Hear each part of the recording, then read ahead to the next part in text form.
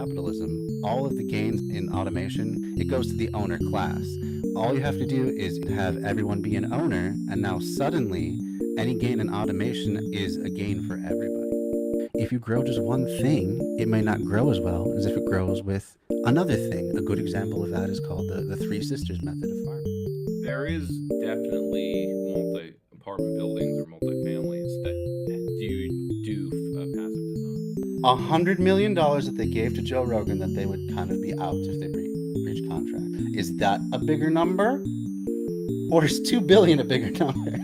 I don't know, Zach. It's a tough one. I It's know. really hard. And maybe comparing numbers is not Jeremy's strong suit. Gotta go kill a Jenny.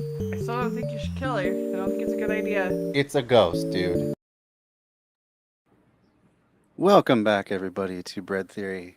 I'm your host, Zach. Joining me after like 3 months, it seems, being off, is Dan Platt of the Albany Eco-Socialists. You go by Albany Eco-Socialists? The Albany Eco-Socialists. Oh, God. That's my tag. Albany Green Party. Loving the intro already. Albany Green Party. Yes. But more orgs have eco-socialist caucuses or working groups. My local DSA chapter, I notice, has one, and they're looking for nominations for chair of that. But I've got my thing. Yeah. So it has been a while. How have you been, Dan? Busy. Living life, not boring.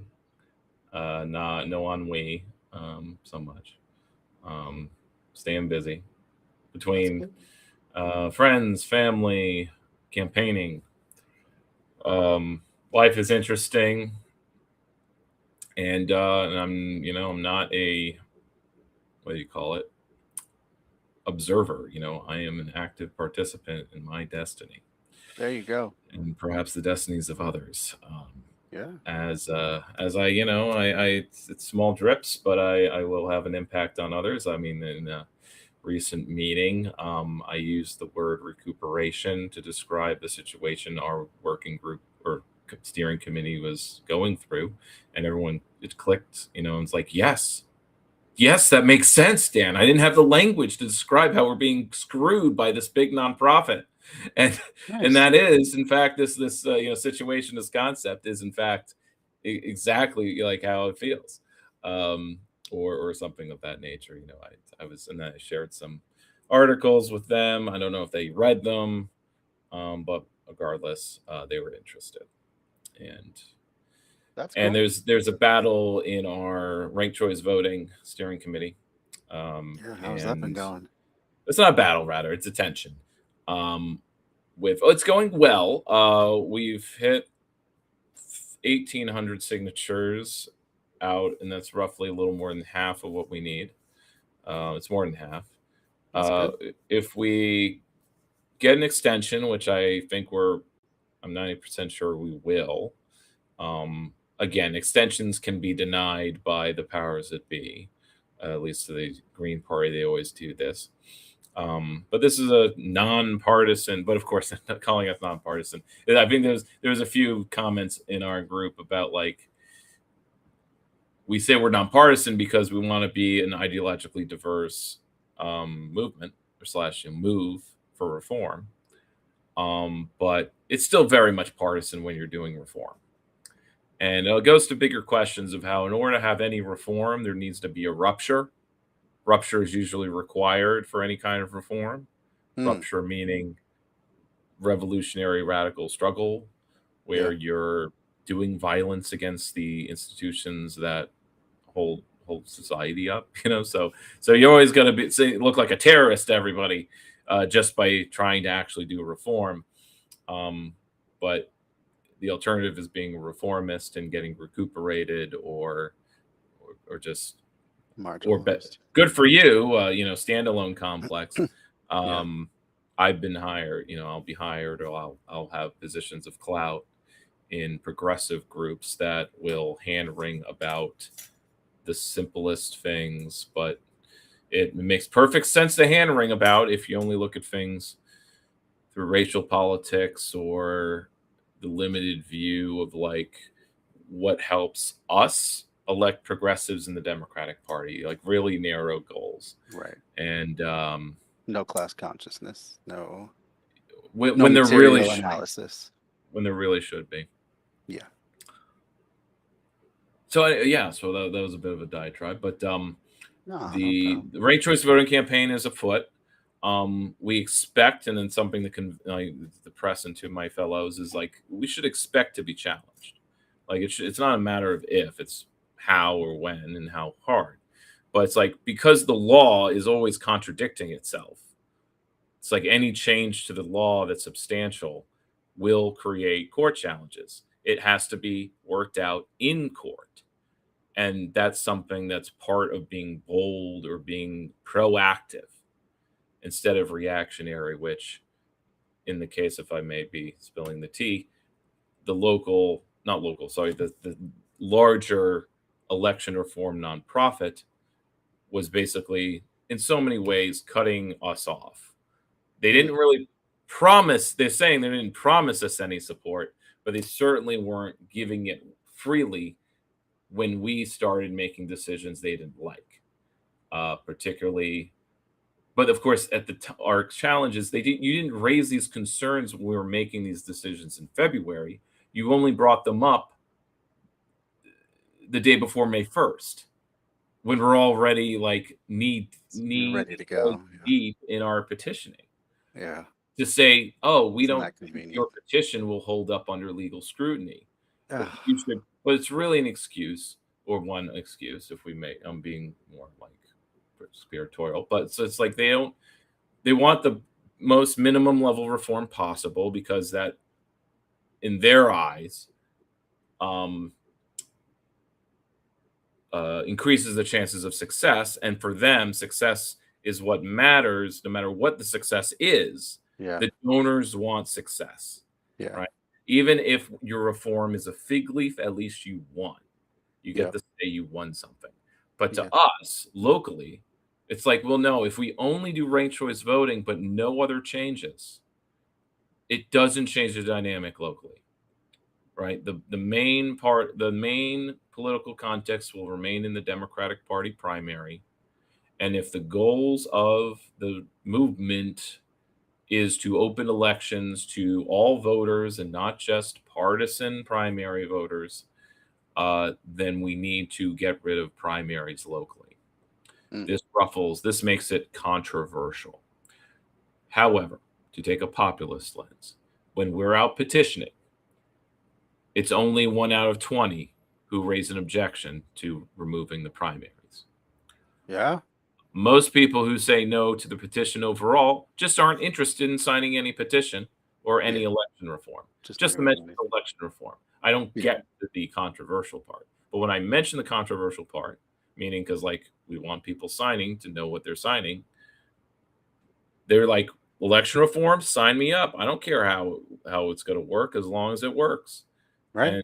And then if there are skeptical people, then we talk it out, and most people are open to learn more or to go, oh, well, will there be problems? But it's the ones that should be informed, or we're telling them that in this case, there's objection being raised among certain nonprofits or actors that ranked choice voting dilutes the black vote. Even when all the data shows it does the opposite. It increases black representation. How would that dilute the black vote? What even is their argument? I think it's a reactionary position based on the fact that black representation in Albany exists within the framework of our one-party system. And so if this were to end or to be in flux, or there's uncertain politics, that there would be uncertain outcomes to this reform, meaning you don't know exactly what's going to happen. Sure. And this is scary to those who know how things work, and they know that they can elect black people. We have a black mayor. All 3 candidates from my school board are black women. Right? So there's no lack of representation, but as far as that's concerned, that means, black women be winning. What it looks like to me is that they're just the ideal administrators of capitalism at this moment. Yeah. a la Kamala Harris.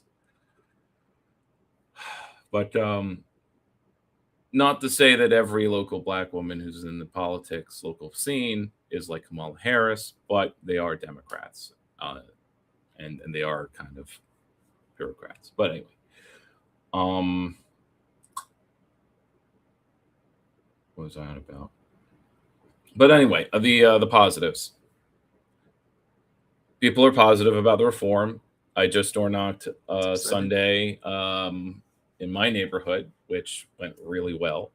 It didn't. It really helps when you're canvassing with more than 2 people.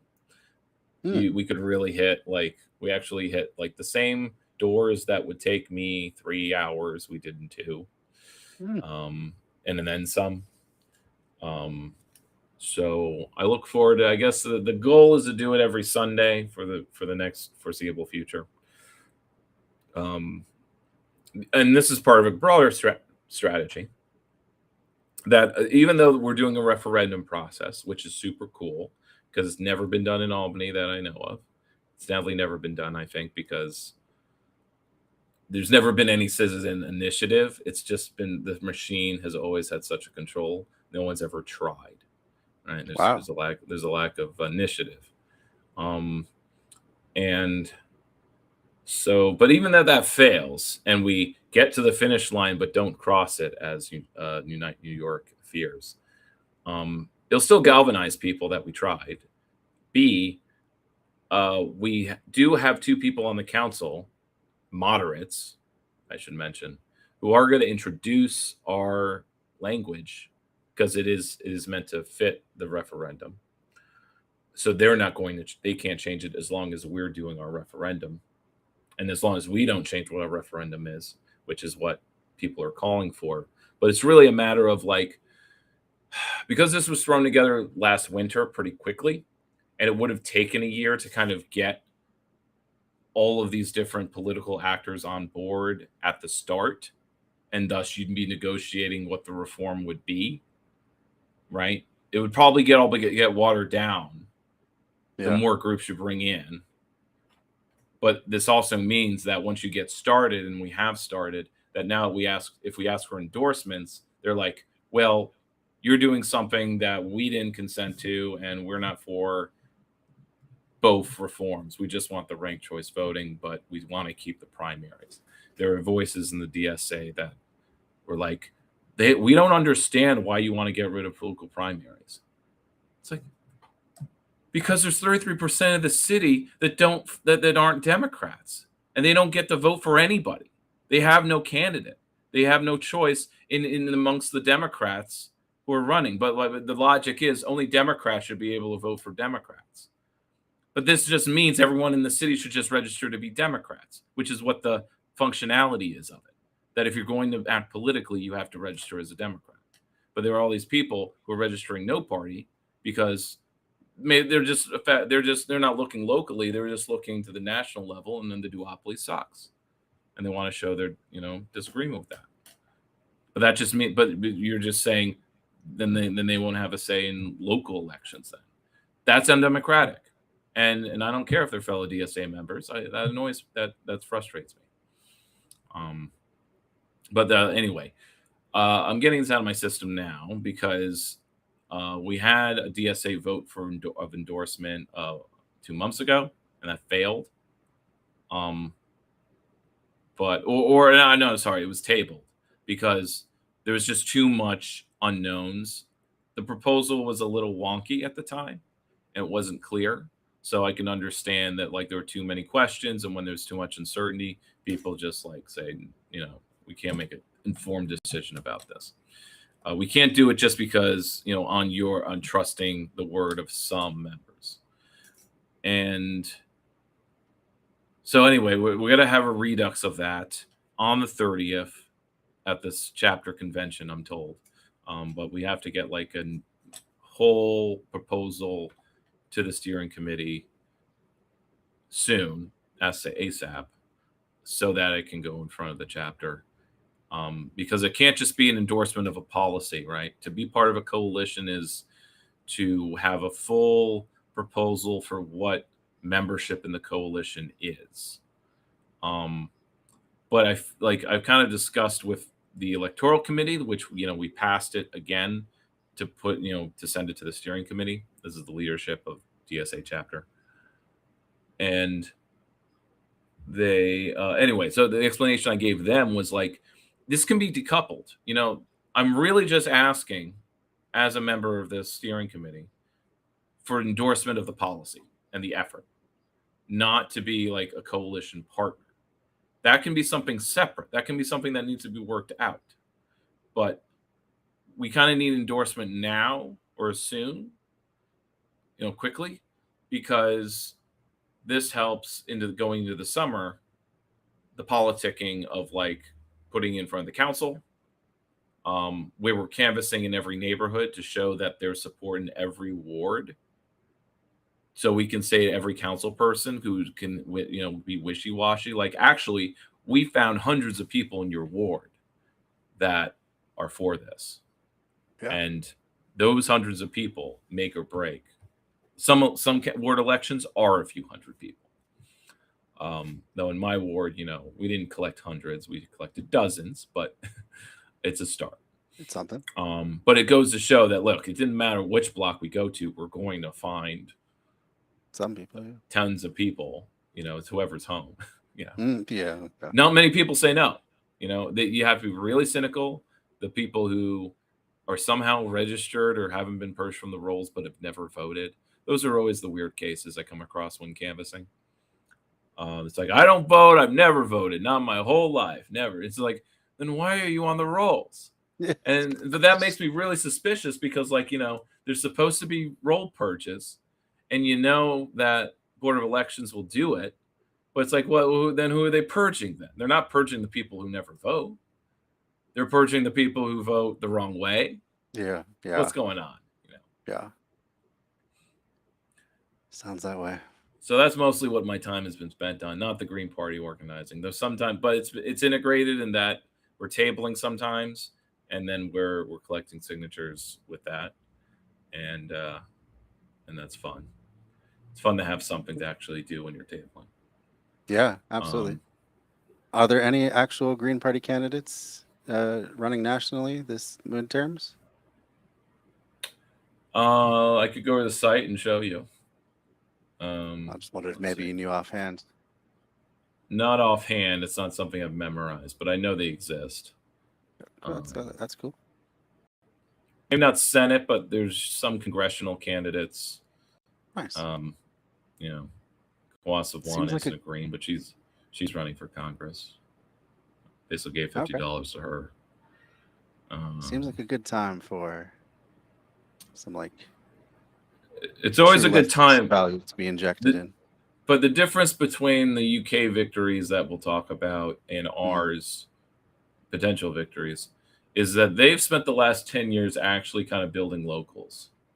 Yeah. And we haven't. And it's something we struggle to do and have yet to fully do.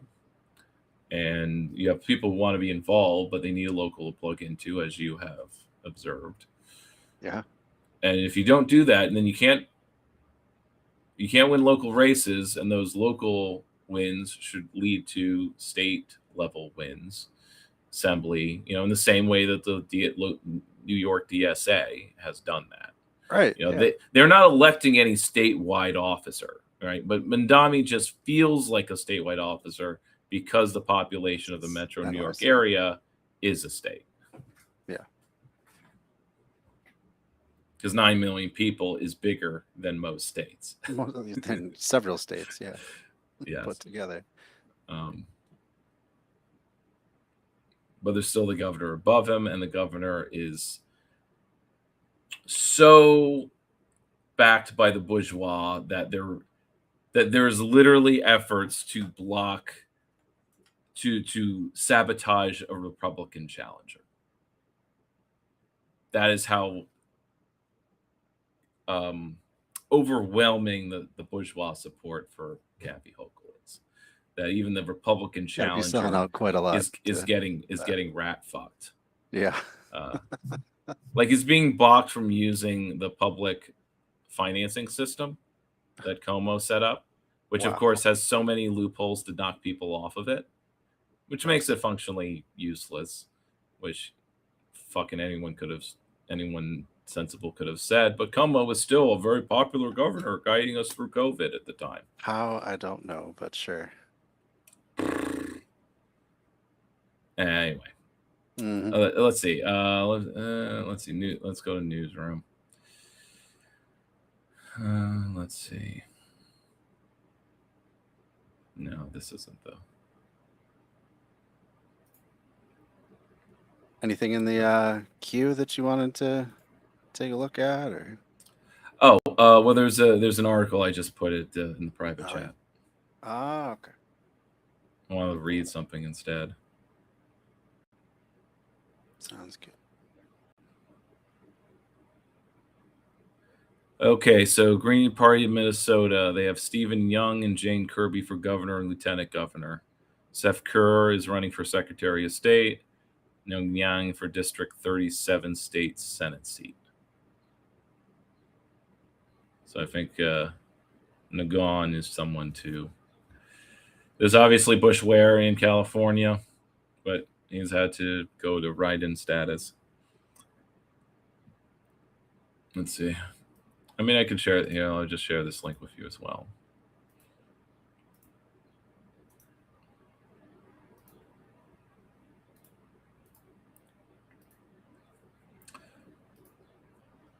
All right. You want to take turns reading this? Sure. The last one you shared. Mm-hmm.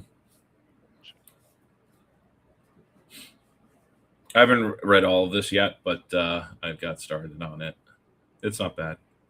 It accurately describes like what's going on with the Greens. So the Greens in the UK, quick version, there were local elections, and there was a total obliteration of Labour, the Labour Party. Starmer, maybe just because of Starmer, but I think overall neoliberalism, left neoliberalism is a dead dog. So almost all Labour candidates were beaten. Now, they were either replaced with reform candidates, this is the populist right, or they were replaced with Greens in the places that Greens had locals and thus could target. And this included some boroughs of London and various other cities north and south. There was also a broad win of the kind of Welsh National Party. Again, like Labour used to be a stronghold there in Wales, but the Nationals, which have an environmentalist kind of planks as well. So the Greens didn't win a lot in Wales, but I guess that they're sort of integrated. It's sort of the in the same way that like the Scottish National Party is like kind of a bunch of different kinds of left libs. But don't take my word for it. But yeah, Labour lost everywhere. And then thus there are areas where Greens could be mobilized or at least had candidates, slates, they won. So thus they have the big question, how does the left govern? And what are your goals when you're governing? Some basic answers, and Mindami kind of fits into this category, is you simply be a competent government and manager of capitalism. You're better than what the Democrats are, or in this case, Labor. It's such a low bar, but yeah, that's true. But the theory goes that with that, you gain the trust of people, and then you do more radical, build socialist things. And people support that because you've proven you can balance a budget and you know what you're doing and you can govern, and you simply do state services to just push back against right-wing narratives about the government being ineffective and can't doing anything right and so on. So you can do social democracy, and so that's one answer in America. The other answer or another is you do things that make workers' struggles easier. But again, I guess the case goes that you can't do the radical things without doing what you're hired to do, right? When you gain electoral office, you need and this is pointed out in the article that I hopefully will get to, but it's you need the consent of some capitalists. You need some cooperation from the system, because you cannot build the new system in the shell of the old without keeping the ship moving, so to speak, right? Or to turn the ship. What metaphor do I want to use?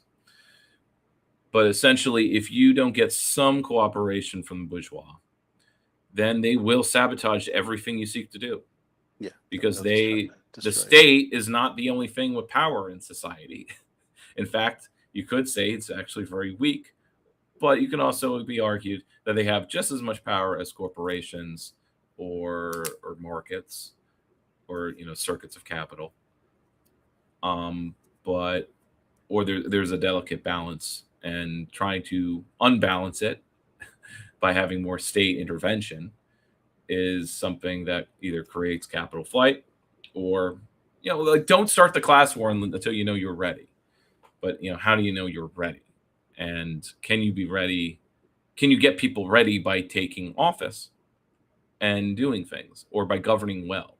And that's sort of, I think, the case of just doing social democracy makes people's lives easier enough to organize, because currently everyone's too stressed and pressed to organize. Yeah. Except people don't usually organize until things are too desperate. But desperation also makes people more reactionary and toxic. So both sides can be true. Synthesis perhaps needs to be gained. But anyway, let's read this. So the Green Party is debating how to be radical and popular. There is a strategy that can do both. Written by Joe Todd from The Guardian. Oh. Maybe I get started and I throw it to you. Okay. If Jack Polanski, leader of the Greens in UK, can find the right balance, think policies like price controls to manage the cost of living, then he will have found a uniting mission. Let's see if we agree with that. The Greens are jubilant after sweeping through Labour heartlands in last week's elections, winning Norwich, Hastings, Waltham Forest, Hackney, and Lewisham, while becoming the largest party in Harwich and Lambeth too. Lambeth is a neighborhood of London. At the same time, there are reports that Jack Polanski is, quote-unquote, plotting to water down Green policy platform. Keep in mind that Polanski came over the Greens from the Lib Dems. He's sort of like a former libertarian influencer. Oh. And he is a terminally online person. So he's like a Twitter fanatic. He's always tweeting. So anyway, it's in the hands of the members. But the leader of an Amiral-B, and I don't like that language that it's like, oh, it's admirable that they're trying to be democratic. How quaint, but it's so messy, isn't it? But Polanski doesn't set the policy program, and he knows it. It's in the hands of the members. But his comments do speak to a real debate in the Green Party, how to consolidate its newfound success and extend the coalition so it can replace Labour from the left. But of course, my counter is they were elected to replace Labour from the left because they have a radical program. So do it. Yeah. People are electing them for the things they say they want to do. So why would you then turn around and water it down? That makes I'm always sense. It's always a battle with your inner reformist, I guess, to water down what you said you're going to do once you're actually in office, because once you're actually on the throne, now you're actually responsible, and you do in fact have to manage capitalism. So, to put things simply, there are two emerging positions, as there usually is. A maximalist, often newer members who have cut their teeth in protest politics and social movements, who want to seize on the radicalism of the moment, pushing controversial policies. I don't like them using controversial like that. That grab attention and move the Overton window further left. Then there are moderates, often long-standing members who are maybe already some councillors, branch chairs, party staffers, who are generally supportive of the politics, but worry that seemingly too radical or out there will hurt the party's chances electorally. And I guess they're referring to future, like, MP elections, not the elections they just won. Employing the min-vase strategy, which I'd have to look up, they want to tiptoe the Greens' newfound popularity. It's British. It's British. All right, you can pick it up now. Okay. Both these camps are half right. Oh, they're taking a centrist position on whether to be centrist or actually radical. Or they're being dialectical materialists, and that they want to find a synthesis. Okay. I guess let's see where they go. It'd be good the maximalists are alive to the sheer crisis and instability of 21st century politics, when support for the status quo is at such a low ebb. Absolutely true. What is deemed unrealistic or impossible can suddenly become reality. Just look at the polls. Who would have predicted Reform UK polling first and the Greens often polling second less than 2 years after a Labour landslide?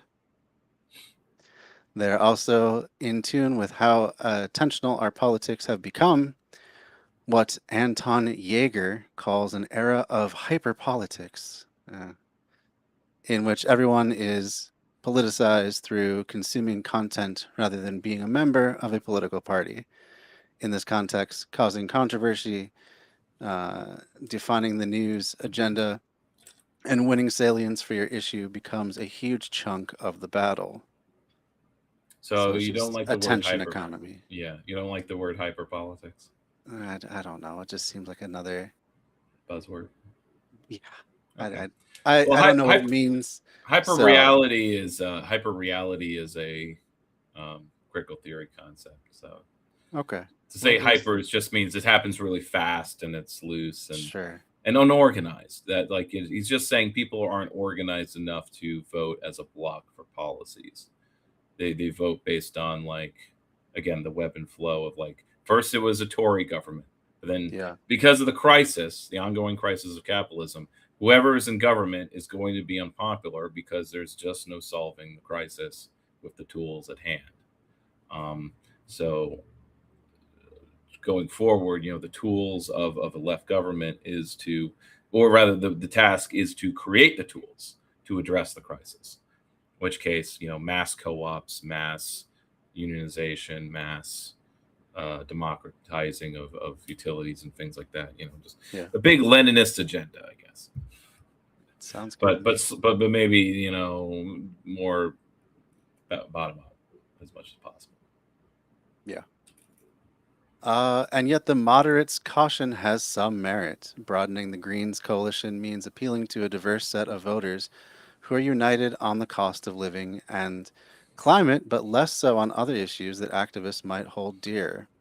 Radicalism for its own sake, without attention to what is actually popular, will be punished. Yeah, I don't like that phrase, radicalism for its own sake, because it's like it's sort of putting words in the mouths of activists that they want to be radical for its own sake. But keep in mind, what he's referring to is disarming Israel or sanctioning Israel.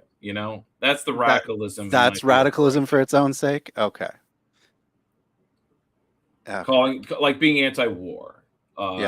Controversial things. Like, notice, like, he's not being a mistake. It's because maybe the form of the article, but he's not being clear what he means by what's controversial, what's what would be maximalist.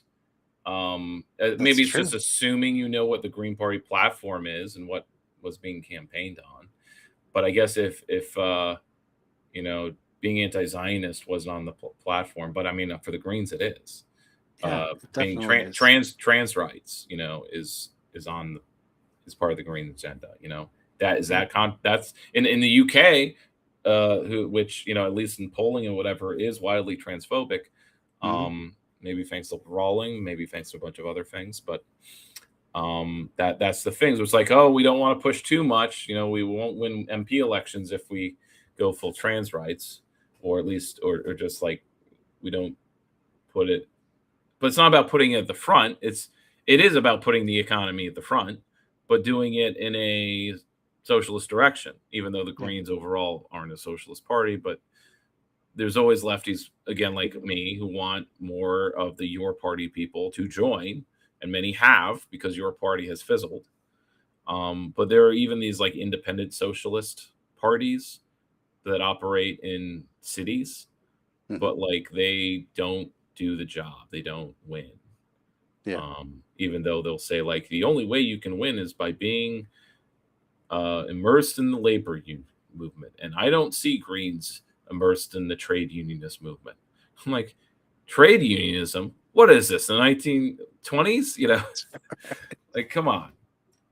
Sorry, that was a discussion I was listening to of you know of that argument. That's funny. All right, where were we? My argument for a third my, way. yeah, my argument for a third way. Oh, that's a great turn of phrase, but a strategic radicalism that focuses on issues and policies that are both radical and popular. Well, yeah, I mean, that's what's gotten them where they've gotten so far, so I think that's a good idea. This means starting from our principles, not with a focus group, then identifying where the people and party agree, and relentlessly focusing on that overlap. And when we're asked about our more unpopular stances, explaining patiently, not apologizing, and getting back to more favorable terrain. Mm. Okay. Kind of a mess of a sentence, but let's move forward. No, I know what he's saying. I get the strategy. Not not trying to deny. I suppose trans rights would be the thing that would be unpopular. But But how do you get that's a what good like stance how do for you him. get to where the people agree? Like are the people being polled like continuously? No. Like how do you know what the people agree with until you're campaigning? And that's sort of what was the building the locals is sort of that's what it does. Building a local comes from gaining support by doing things that people agree with or campaigning and coming to an understanding through education and action to draw people to your side. Like, Yeah. hey, they seem to know what they're doing, or they will Yeah. be getting results Find out more. Yeah. that, even if it's a change, it's like, well, the current status quo is unbearable. So, All right. The Greens have plenty of grist for the populist mill. Rent caps, 10-to-1 wage pay ratios, the requisitioning of empty properties. What I don't know what that means in that phrase. Requisitioning, does that just mean taking over and reappropriating, or um, yeah, it means like if a prop if it's something Barcelona has done, that if okay? someone is I sitting know what you mean.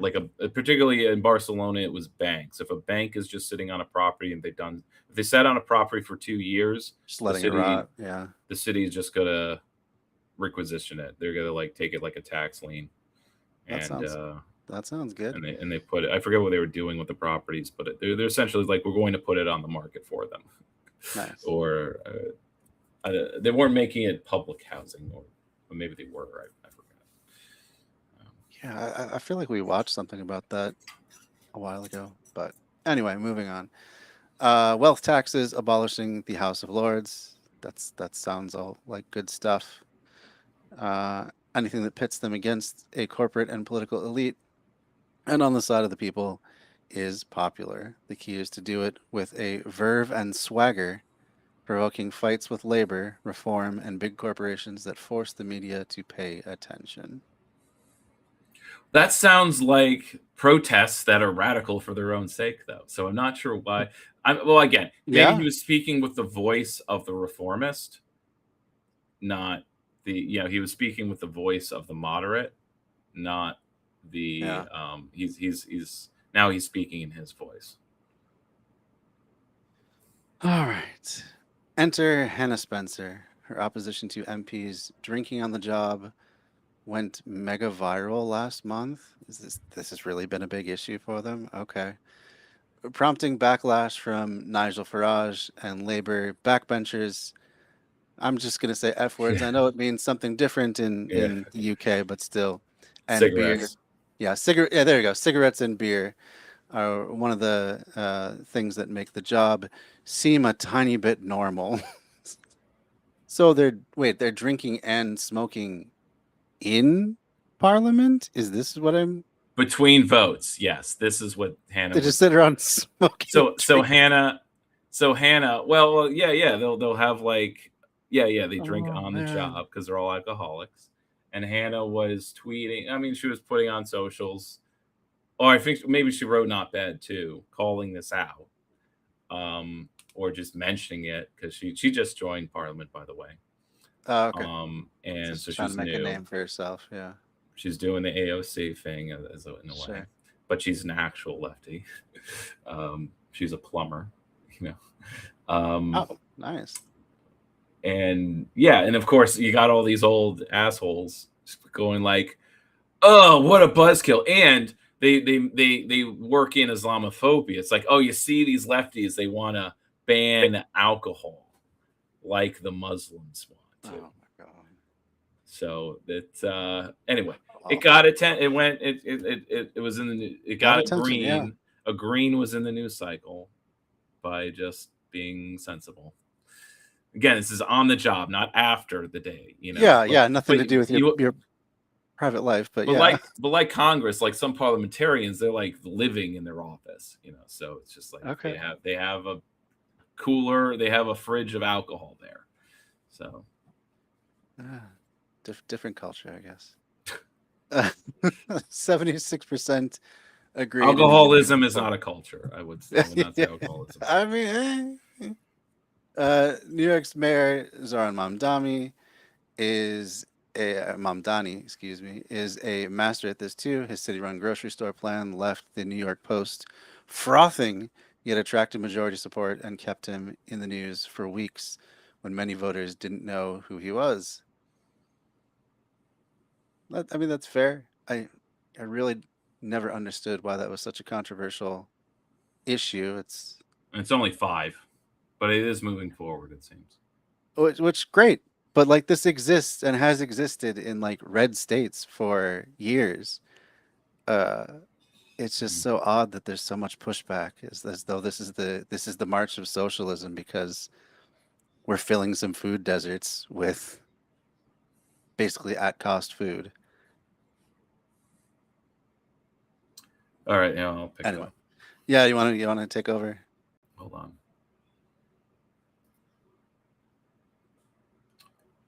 Let's see. There are plenty of fronts. Getting all Green MPs to take an average worker's wage following. That's an example. So there are plenty of fronts. Getting all Green MPs to take an average worker's wage following the example of Labour left MP Nadia Whitmore. And promising to make MPs of all parties do the same would set Westminster WhatsApp groups ablaze. I see. 100% tax on oil company Iran war profits to fund lower energy bills would marry anger against foreign wars, against Donald Trump, and against big corporations. So I see these as policies that are like nibbling at the edges, but are like those nibbles that strengthen the position of workers. Is sort of the strategy. So no party is seen as the cost of living party yet, polling suggests. With reform doubling down on immigration, proposing emergency price controls on food and basic goods would help the Greens win this mantle. Either we grab attention and dominate the news, or we talk about boob hypnosis ad nauseum. I won't touch that. Not familiar with that one. I don't even want to click that link. Anyway, that's the choice. It will require an all-party effort. Polanski's advisors will tend towards moderation. Why? Who are these advisors? They're the ones tiptoeing the Ming vase. They'll need to defy that instinct, take calculated risks, and judge their work by how many fights we can have on our terms. Green members have power too, at conference and locally. Our job is to push motions that benefit the party as a whole rather than treating the Greens as a vehicle for our pet causes, which I will say as a decentralized party is what it devolves to. Because, and something this is being discussed by UK Greens and on the Bad Faith podcast between two journalists, is that what the Greens don't have, even when we build locals and win races, we don't have party discipline. And this goes broadly to the left overall, that you need to be organized in order to even, as a prerequisite to even being disciplined. So, but once you are organized enough, then there should be a mechanism of discipline, meaning some internal party democracy, but was it democratic centralism, where, okay, we're going to, this is the position the party is going to have. So when you're tweeting, don't go outside of this position. Work your own style to it. Maybe even throw in a little like something relating to your local conditions, but stick to the position. If we say trans rights, don't go off of trans rights. If it's like this kind of tax, but again, you need that internal democracy, which is messy and takes weeks and weeks to figure out. But it just means that like you have your conferences as you're campaigning. No, that's where it gets into the stickiness of, you're so busy campaigning and building locals that you don't have time going to conferences to work out what the official positions are. And because the world's moving, positions need to be taken quickly. So this is where you have a steering committee make the decision, and because they can do it in a week, and then there will be a position. But people do not like this because it's undemocratic. There needs to be a way, so this is where I'm spitballing, to do organizational democracy, but do it in a way where it doesn't take months and months. This might be impossible, but somehow the Bolsheviks did it. But I guess it kind of also speaks to how small some of those like vanguards are, that the vanguard is only like 100 people. And then they would have like their steering committee. So yeah. Not that I'm advocating a vanguardist strategy. But saying that when you're organized, there needs to be some discipline in messaging, which I think I was just going to say that, can be more broad. It doesn't have to be specific positions on everything. I think it just needs to be like there just need to be some guardrails, I think. Some key issues that we all talk about. Because the Greens are kind of running into this now that there's like a bunch of literally 100 little AOCs, green AOCs that can be, and the same goes for the squad. The squad aren't disciplined. They don't coordinate their messaging, which is why calling them the squads is kind of a misnomer. They're not their own caucus. The Progressive Caucus could be said to be an organized, disciplined body. They have their lines. And of course, they're all very much imperialist light. Or they're still imperialists. All right, let's continue. As Polanski suggested, the last paragraph, reforming the policymaking process could help. So maybe this is what he was talking about. Die Linke in Germany and the Belgian Workers' Party have combined member-led conferences with extensive door-to-door consultation, producing manifestos shaped by voters' concerns. And by the way, manifesto is just the British word for platform. Oh, okay. I always kind of felt like, I should write a manifesto for my local chapter. And looking at like the Green Party manifesto, I'm like, oh, wait, it's just their platform. But there's a, format that could be followed. Anyway, manifesto shaped by voters' concerns as well as activists' desires. That is the Green Party's sweet spot. Be democratic enough to stay radical, but rooted enough to become popular. This also makes me think of the pirate parties. They used digital direct democracy to basically make these decisions. So let me walk back my hem and hawing about vanguardism. Just do what the private party did, because they also democratically decided their policies at conferences. But then you're also campaigning, and then you kind of listen to what your on the ground people are saying, what they're learning, what people will handle. Like, and again, it's about like the polling and the focus testing is when you're canvassing. You canvass with a position, a policy, and you get people's reaction to it. And if you get more positive than negative, then you should go forward. If you don't, which is why the multi-member district or proportional representation was not something that the steering committee that I'm on now went for. Like, they were personally like intrigued and didn't have objections to going for all the way with proportional representation. But when they were doing their educational work over the winter at neighborhood associations, which lean more conservative, but they went around in their first wave of talking to people, and they found that proportional representation was, if not a bridge too far, but something that people weren't for when they learned about it. They like their vote going to one candidate, or they don't like the idea of, well, actually, I wasn't there for these conversations, so I can just imagine the line that me and Peter had was that we know these neighborhood associations, they're led by little fief, like little kings, people who, but not always, but they have a turf and they're protective of it. Like they have, oh yeah, that's right. They have a personal relationship with the council person. If there was 3 council people for each district, they would have to split their energy 3 ways. And that's more work, but it also means you'll have less control.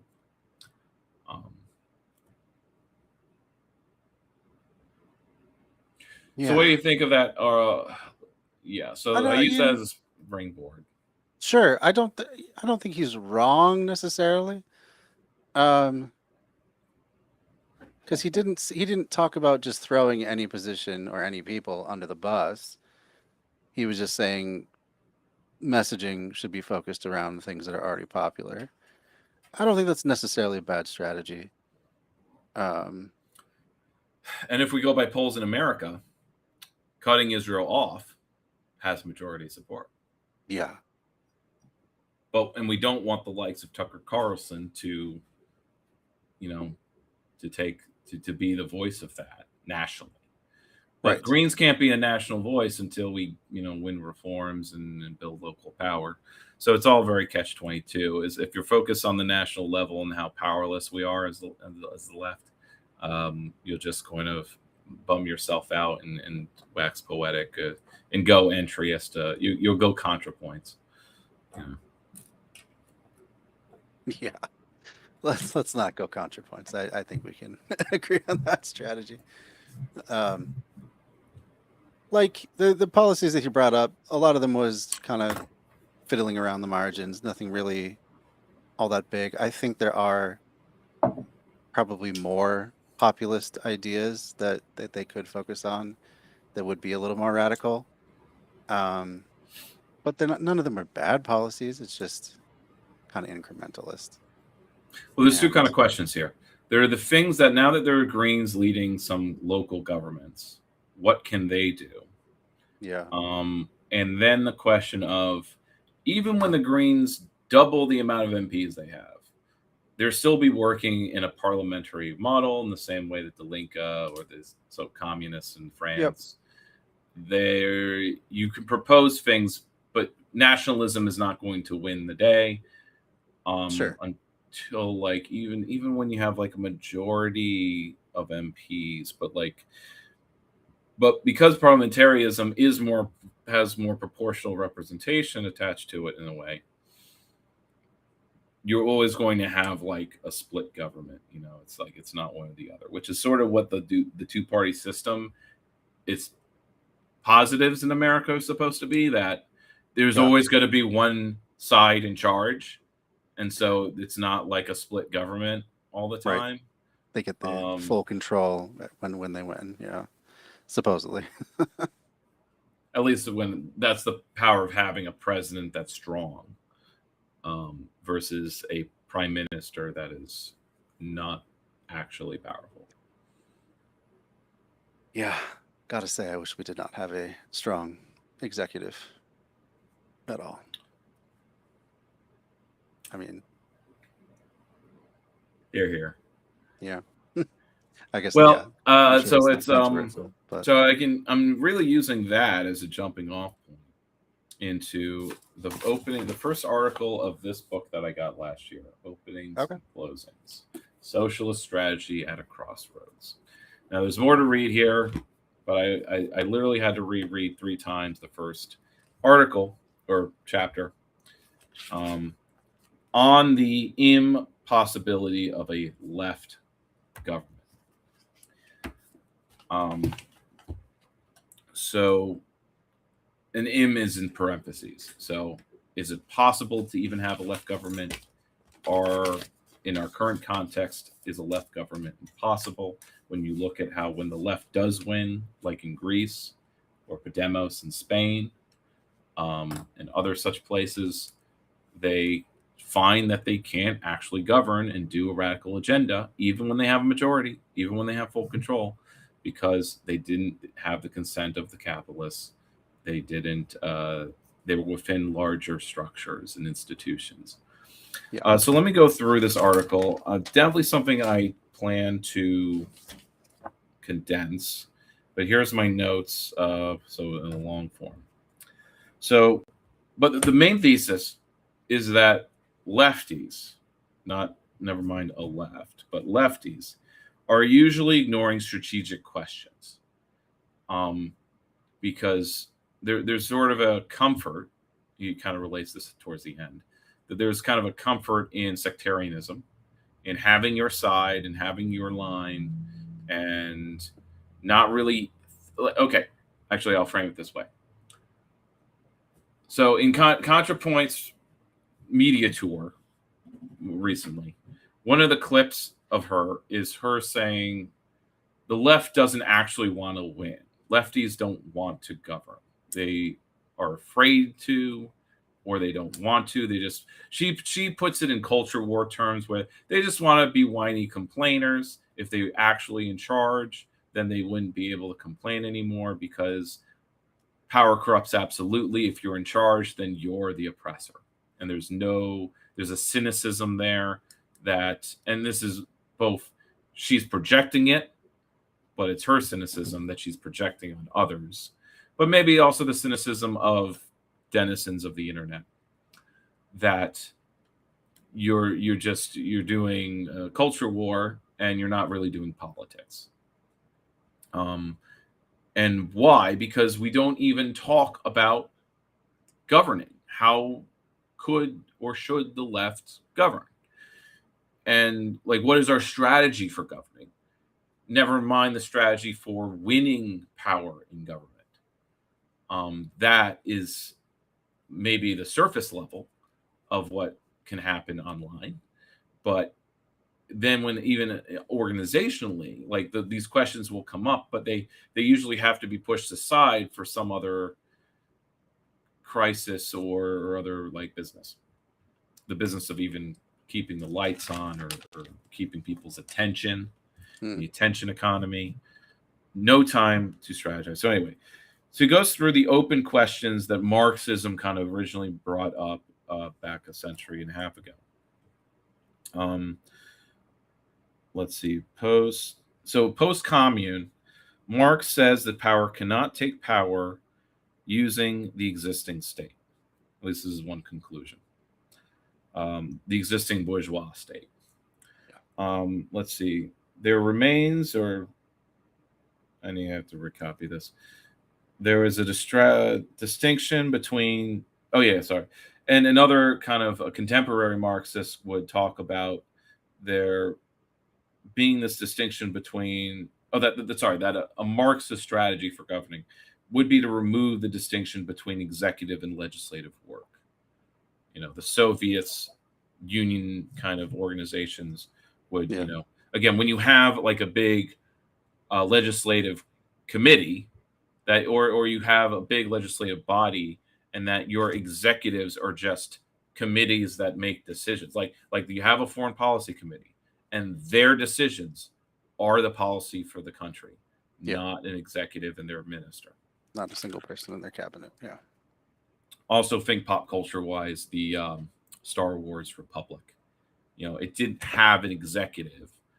The Supreme Chancellor was only made an executive by Palpatine. Before that's Palpatine, right. It was emergency powers. Yeah. It wasn't an executive position. He made it one, and thus the transition to and then empire. seized power. Yeah. You can say the same thing about American history, which is what Lucas is drawing on. That through our growth into a hegemon, the president would need to be more increase their power. Yep. Starting with Roosevelt and going on. I mean, that's always the argument every time they do grab power. So yeah. We don't have time, or it's not. Our empire is too important to be managed by our legislatures, declaring war and such. So anyway, so this means rejecting parliamentarianism, going to Lenin, democracy that is, and moving towards a democracy that is non-bureaucratic and thus non-bourgeoisie. So this is how, in Lenin's, parsing of that is by coming up with a dictatorship of the proletariat or worker state, which would be a new state rather than the existing state. He's working off of Marx, which is why he calls it Marxist-Leninist, or at least the government does. One department newly created within, and again, this is talking about Lenin's Bolshevik government.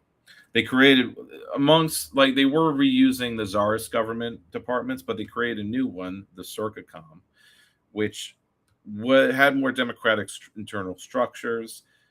There was, at least within Lenin's tenure as leader of the Bolsheviks, that there was the party and the Soviets were kind of trying to be co-governing parties.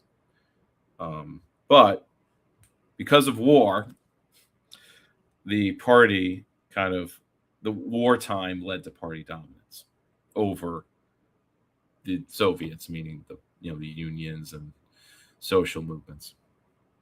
Yeah. Over the 20th century, questions on how to do a people's democracy were, on the whole, not figured out.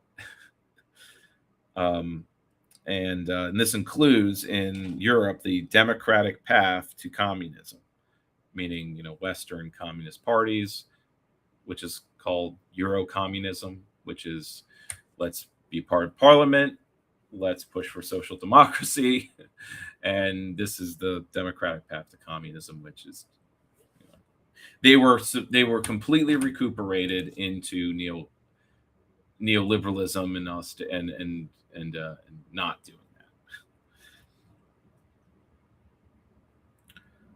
that. So electoral governments and autonomous movements just became the new centers of power. Oh, I'm sorry. That's not a statement. That what we would want to see is that in an elected government, the autonomous movements that are autonomous from the state become their own centers of power, able to compete or work with as equals with the state, this new state, or new worker state. But the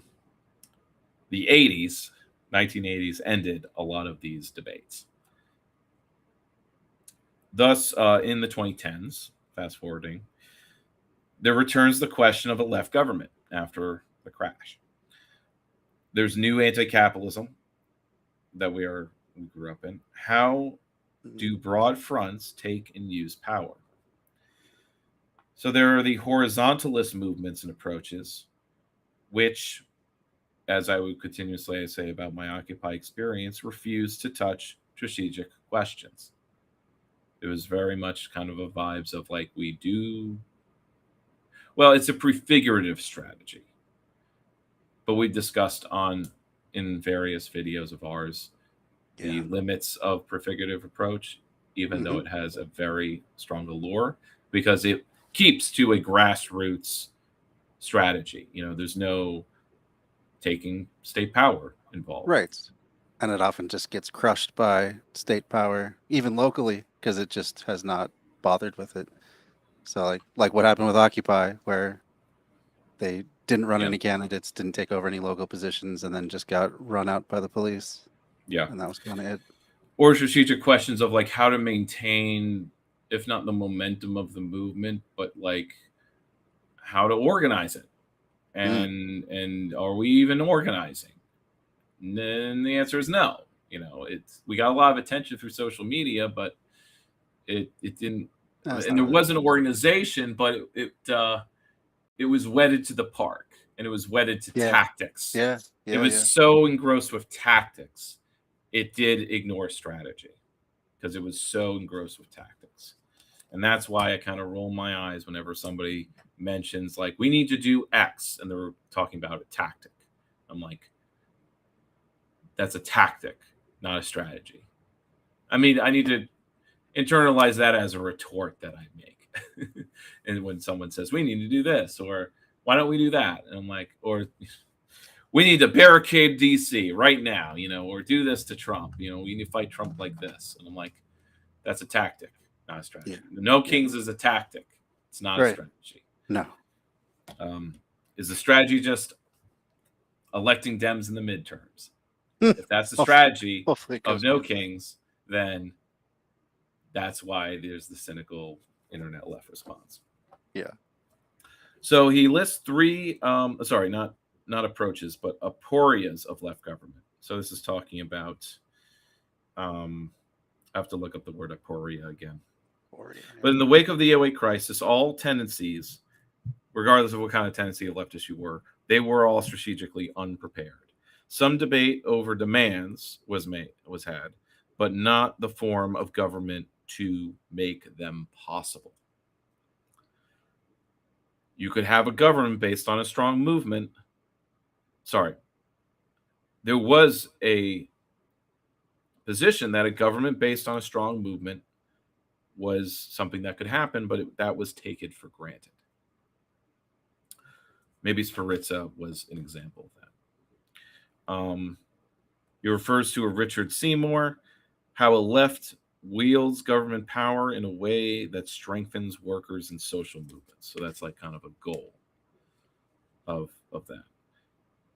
Because otherwise they are encircled by circuits of capitalist power, which requires a minimum cooperation from them. So the 20th century answer barely worked or not at all, and thus became administrators of capitalism while doing some social reforms or welfare, aka a mixed economy. So new reformist reform. So then he goes to Andre Gores, who coined the term, I guess, non-reformist reforms. This would be the state power used for at least doing policy that creates a better starting point for movements, which I've read and heard of back in Occupy or post-Occupy. What must be made possible? Rather, what is possible is the question. Then there's a Vivek Chempiek, who came up with a gradualist approach to make more reforms easier that then erode capitalist power. I mean, but by the way, these are answers to the question of what should a leftist government undertake. Mm-hmm. To have a party based in labor. So it's like, so let's see. Do things that make reforms easier, or do reforms that make it easier to erode capitalist power.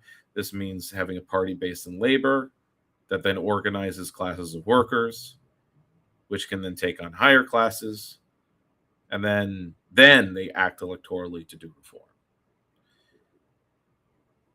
This could be the underlying strategy of like the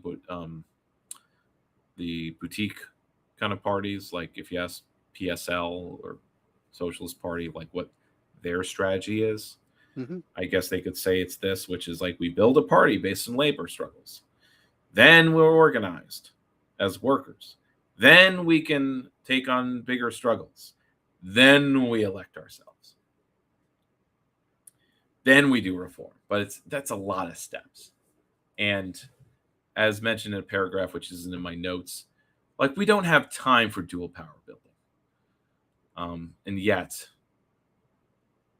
let's see, an expression of real or pretended doubt or uncertainty, especially for rhetorical effect. Okay. So then he goes into, but what these approaches forget is that rupture is a necessary condition for reform. That doing any reform is an institutionally violent process. Because once you start pushing enough in a real way, you're going to be labeled a terrorist. There's another thinker, Andreas Malm, who came up with ecological Leninism, which is a more drastic program to use this current state. Rather, it accepts that the state that we have is the current state is the one that we have. And that we should just use it to do a maximalist program. The rupture versus how the state is used in transformational ways. Oh, sorry, is. So in Malm's case, the rupture will be in how the state is used. Not that the state has changed or transformed, but it's in how it's used, let's say for nationalization, that will be transformational. Are you with me? Yeah, I think more or less. Okay, just checking in. So the rest of this will be then the open questions for us. There are mainly two. What social forces could support a strategy of power? Two, how do we transform the current state?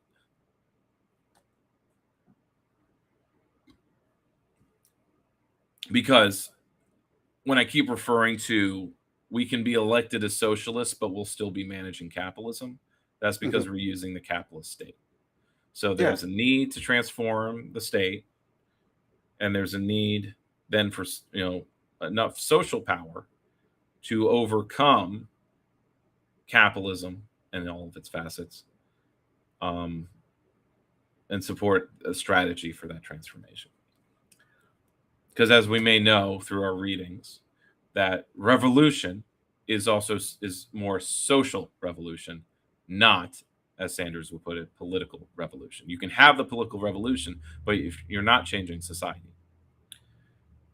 And this maybe is resting on a assumption that people don't want to transform society. But I think the preponderance of subcultures and radicalism of any kind of facet, sometimes it's just ennui, is the desire for social change, transformation. So he goes through a bunch of answers to these questions. One could be coming from classical Marxism, that we have a working class labor movement, that in the working class is again, assumptions of classical Marxism, is that they're the people who are most open to change. They're 2/3 of the population. That we as the left are fighting for a majority who wants change and has a capacity to bring it. But this is countered by theories like of the professional managerial class, the fact that there are divisions in the working class by racism or nationalism, and that, let's see, I may have to, sorry, my handwriting. Unity around being workers is not automatic and is, to use Gramsci, its own hegemonic project. That is absolutely true, based on the number of people I've argued with about why we should allow all the profit to just go to the owner class, who themselves are not owners, and will argue endlessly about why the system we have is perfectly fair and wonderful. So yeah, that's I think that's definitely true. So just as the PSL and other such groupings, kind of, they will rely on this, like, well, the only social force you need is the working class. Our True. society is very much more complicated than that, though. Yeah, we're not just gonna win over the entirety of the working class by showing them reality. Unfortunately, it's gonna take a lot. Something about those people's reality is fair to them. Or they're just they. I think it more often I encounter people who just kind of resign themselves that this is just the system we have. So saying anything different is just fantasy and it's not even worth thinking about. So anyone who's even talking about it is just being ridiculous. Actions will speak louder to them, perhaps, and those Yeah, actions need to be through, unfortunately, legitimate channels, right? But again, yeah. we're not going to provide housing as a public service through social movements, I think. Like, there needs to be state sanctions involved. There needs to be To have the scale that we legitimacy. need. Yeah, Yeah. yeah. Now, as much as, again, public intervention in the market is still no. But again, we need maybe that's the vase we're carrying, to do that. And maybe to get there, we intervene by using the tools of neoliberalism, by providing subsidies for co-ops, by That's kind of what I'm fund thinking. by funding artists Yeah. as a public service, which happens in some level, but it's obviously not done at scale. But I just think about all the goddamn cartoon pilots I find on YouTube and how fucking great they all are. And it's just like $500 million is all it would take to create like this entire like little market Yeah. of success. All the happiness it could bring to people to have all of these projects greenlit and pay animators and artists so Yeah. they don't have to fundraise or shop around for. Sorry, I bring this up because the pilot for Gamerverse, which is Glitch's latest production, but it's originally from Game Grumps and their team, because they started the concept 12 years ago. And this pilot, Gamerverse, is very much something that I feel is out of time. Meaning this would be a great pilot and program back in 2016. Or before that. But today, it's like this is like the holdover movie that was like in pre-production in the 80s and it wasn't like put out until 96. The shelved, and then And someone finally got rights to and it. And put right, it out. right. And so it's finally, Yeah. put in production and then released by 98. But it's got the flavor of an 80s movie, so it bombs, or it's Yeah. so freaking weird. And again, every cultural cycle has this. You have movies in the aughts that are like holdovers of the 90s, and you have music and movies in the teens that are like holdovers from post 9/11. And so now in the 2020s, now that we're in the second half of the 2020s, we will have products that like make us think like, well, this seems like something based in internet humor circa 2013, which is what Gameoverse feels like. So it's okay. It's fun, but I didn't really like it. But I'm also not 12, so 12-year-olds will probably love it. I don't know. All the gaming references are like from stuff from the 90s. That reminds me of I think it was called Free Guy. Yeah, Had, all the references in that would have just slayed in like early aughts when like I don't know, Grand Theft Auto. They would have gone over well. Yeah. But when it it took too came long. out, it just sounded so like old fashioned, I guess.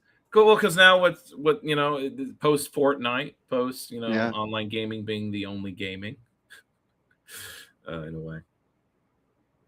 Okay, back to the synopsis here. So next is option B, populism. So populism kind of comes from a post-class perspective, that the proletariat are not representative of a post-capitalist future, because the usual Marxist line is that the workers are the future, that the future state or the future is one that's based in worker power. But the experience of the 20th century might show something different. So, so you go post-class. This is by the philosopher Moishe Postone.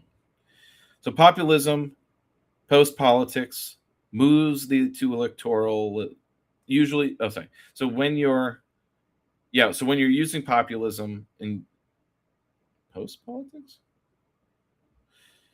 politics moves to electoral from the above strategies, which kind of gets you towards dementryism stuff.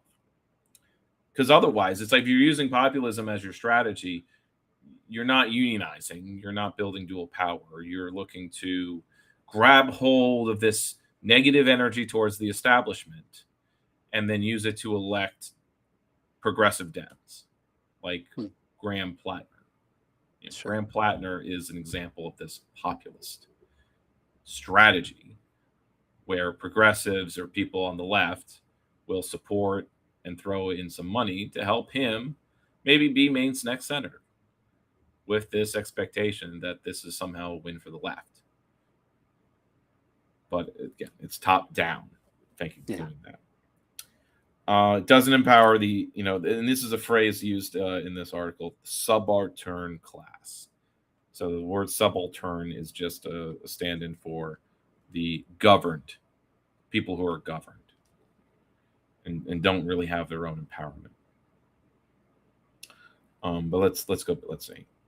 So the discussion and any kind of strategic discussion without organization, because you're being post-political, is then orchestrated or it's facilitated by media, social media or otherwise, and thus capitalist institutions, which was always my frustration. It's my ongoing frustration that when we're having tactical or strategic discussions via social media or looking at mass media, we're letting capitalist institutions dictate the terms. And that was always like, can we get away from that somehow? But as long as it's like leftism is online, it's sort of mediated by media. Which is what populism does. People are angry, they get online, and then they just rage, and they're not organizing for their own power. So thus, populism thus becomes tied to election cycles, and it's about national election cycles, market trends, and is thus always kind of short-term and awash in exit options. Politics based in class analysis and struggle with a promise or premise. I feel like I half wrote that. A transition. So a big question is the transition of social, whether it's social media or social movement, to political, the social to the political, is a specific ideological, organizational contradiction. Maybe I was writing that. Okay, sorry. Okay, so these sentences are linked together. So I'll read them. So what we're looking to have instead with populism is a politics based in class analysis and struggle, with the premise that in order to transition social movements to being political ones, that they need to have specific ideological and organizational conditions, or that there are conditions, organizational and ideological, that are needed to transform social power or movements to political power. And that's something that is missing. You have these social movements, BLM, anti-genocide, and because they're not one organization or one ideology, or at least a collection of ideologies that can work together, coalition, I guess, a coalition. that these social movements cannot transition to being political, not without being recuperated or hitting against the wall of institutions like the Democratic Party that just say, we're just going to ignore you. Yeah. You can say you're loyal Democrats, but you can still fuck off. Because you're not, you're not the donor class. Yeah, they do seem to just kind of evaporate. They lose steam, and that's it. Now, those were. It's kind of going through like the sort of answers that we've kind of come up with so far, but obviously we've been playing through them the last decade. But he goes to the kind of third open question now, which is how to transform the state. Sure. Yeah, that's all right. What remind me what this is that you're reading from? Yes. It's from So I can link it somewhere. On the Possibility of a Left Government, Some Strategic Questions Revisited by Patagortis Soritas, which I assume is a Greek. I could spell it out when you're ready. Let's see. Or I could type it in. I don't know if it's findable, but it's part of an anthology. Here. Come on. This book refuses to stay open. Yeah, not finding it readily.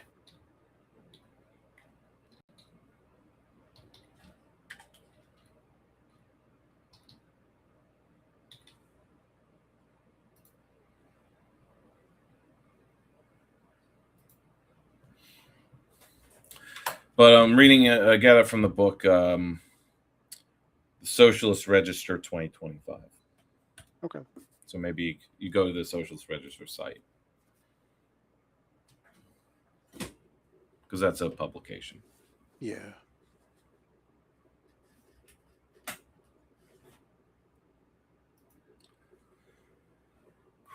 Okay. Over halfway done.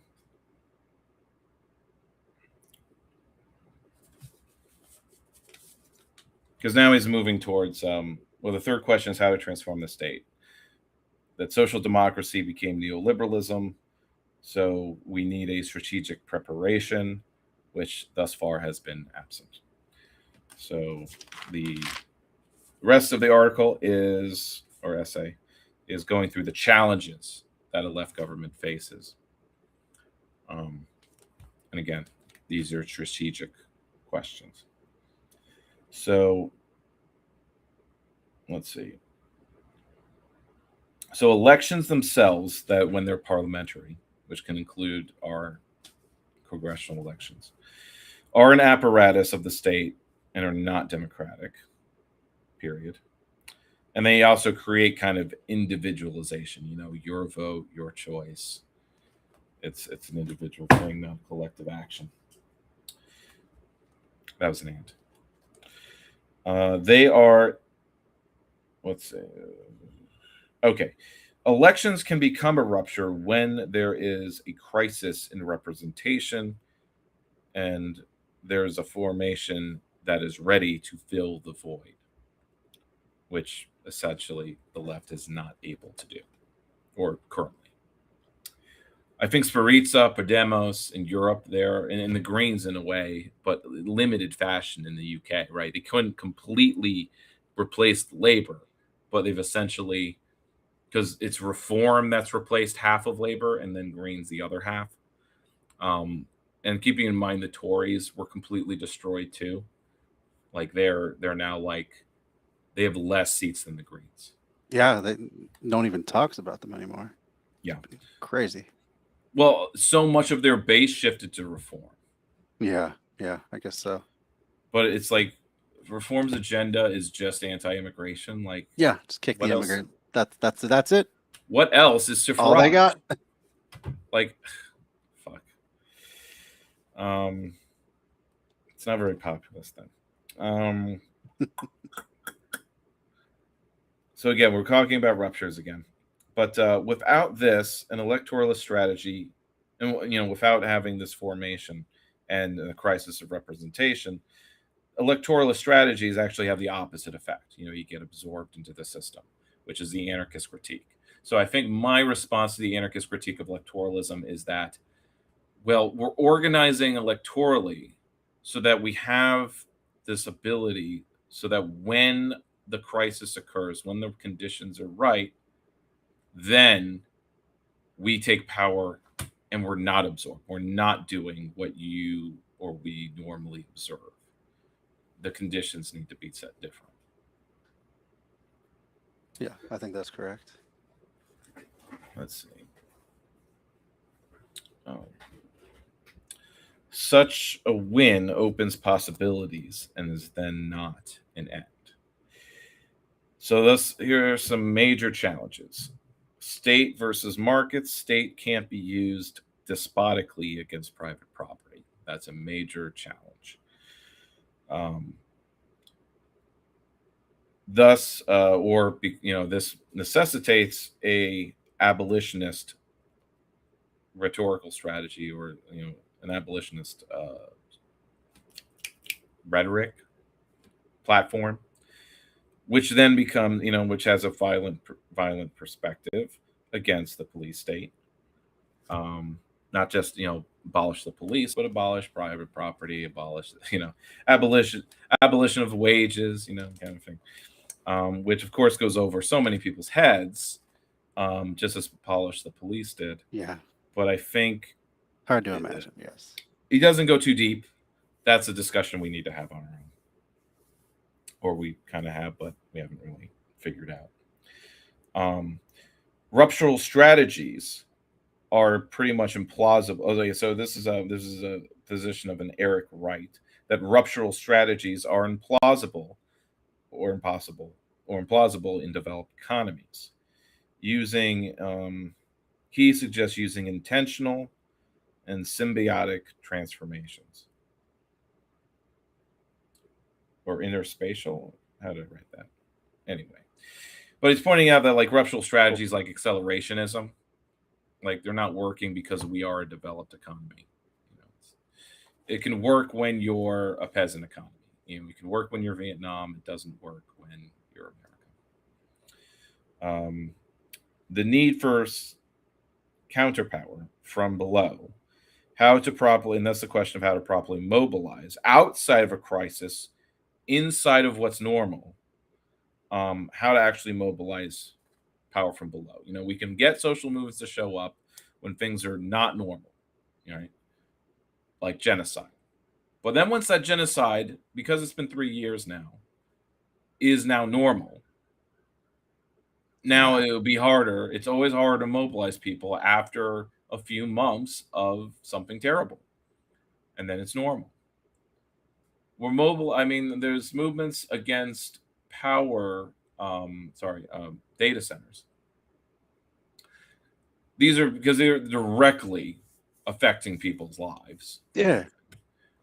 Taking their water, jacking up their power price. But in the areas where they've already been built, they're normal. And what can people do you have to basically take an abolitionist stance to get rid of it, to say this private property is illegitimate.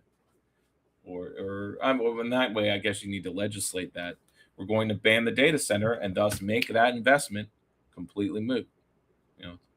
But then but again, that's in an intervention in private property that the courts will not allow, because that's an investment of billions of dollars that just can't be negated. Kind of saw that with fracking and all kinds of stuff. Let's see. But what's needed is sanctioned antagonistic institutions, so that social strike, and this is, I think, going back to kind of Lenin, is that you have the social strike can then become a political strike.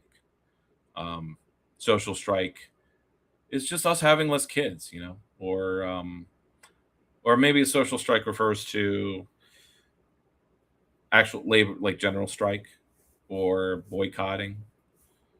But but we need institutions to turn that into being a political strike. Right. which is not just not voting, but not participating in the political system. Because even when you're not voting, you're still participating. You're just a spectator. You're on the bench, which needs to be drilled in people's heads. I think to say it's like just because you don't vote doesn't mean you've washed your hands of your place in society. But that's a difficult conversation or argument to make when someone's just like, I don't vote and I'm not going to vote. They're being honest. And I guess it changed. You change their mind by just getting to know them and their struggles and just talking to them, not arguing. Just like, well, tell me about yourself. Like, I see you fixing your car. This is what the guy I'm referring to was doing. Like, oh, so what's up with your car? How long have you been fixing cars? Do you fix cars in a living? Do you have a garage? Are you part of like all these small garages, run by random, almost down and out people, or they look like down and out people, but maybe they're making just enough money fixing people's cars or whatever. Yeah. Mm-hmm. But again, I was canvassing. I didn't really have time for all that. Again, that's the thing. Like, there's the deep organizing is where you actually do take the 10 minutes to talk, but he was not in the mood to talk either. So let's see. Going back to the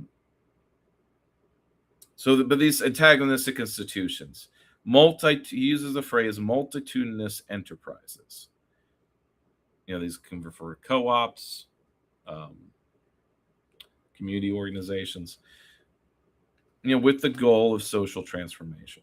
But only a socialist strategy to transform in a non-capitalist direction can deliver reformist changes.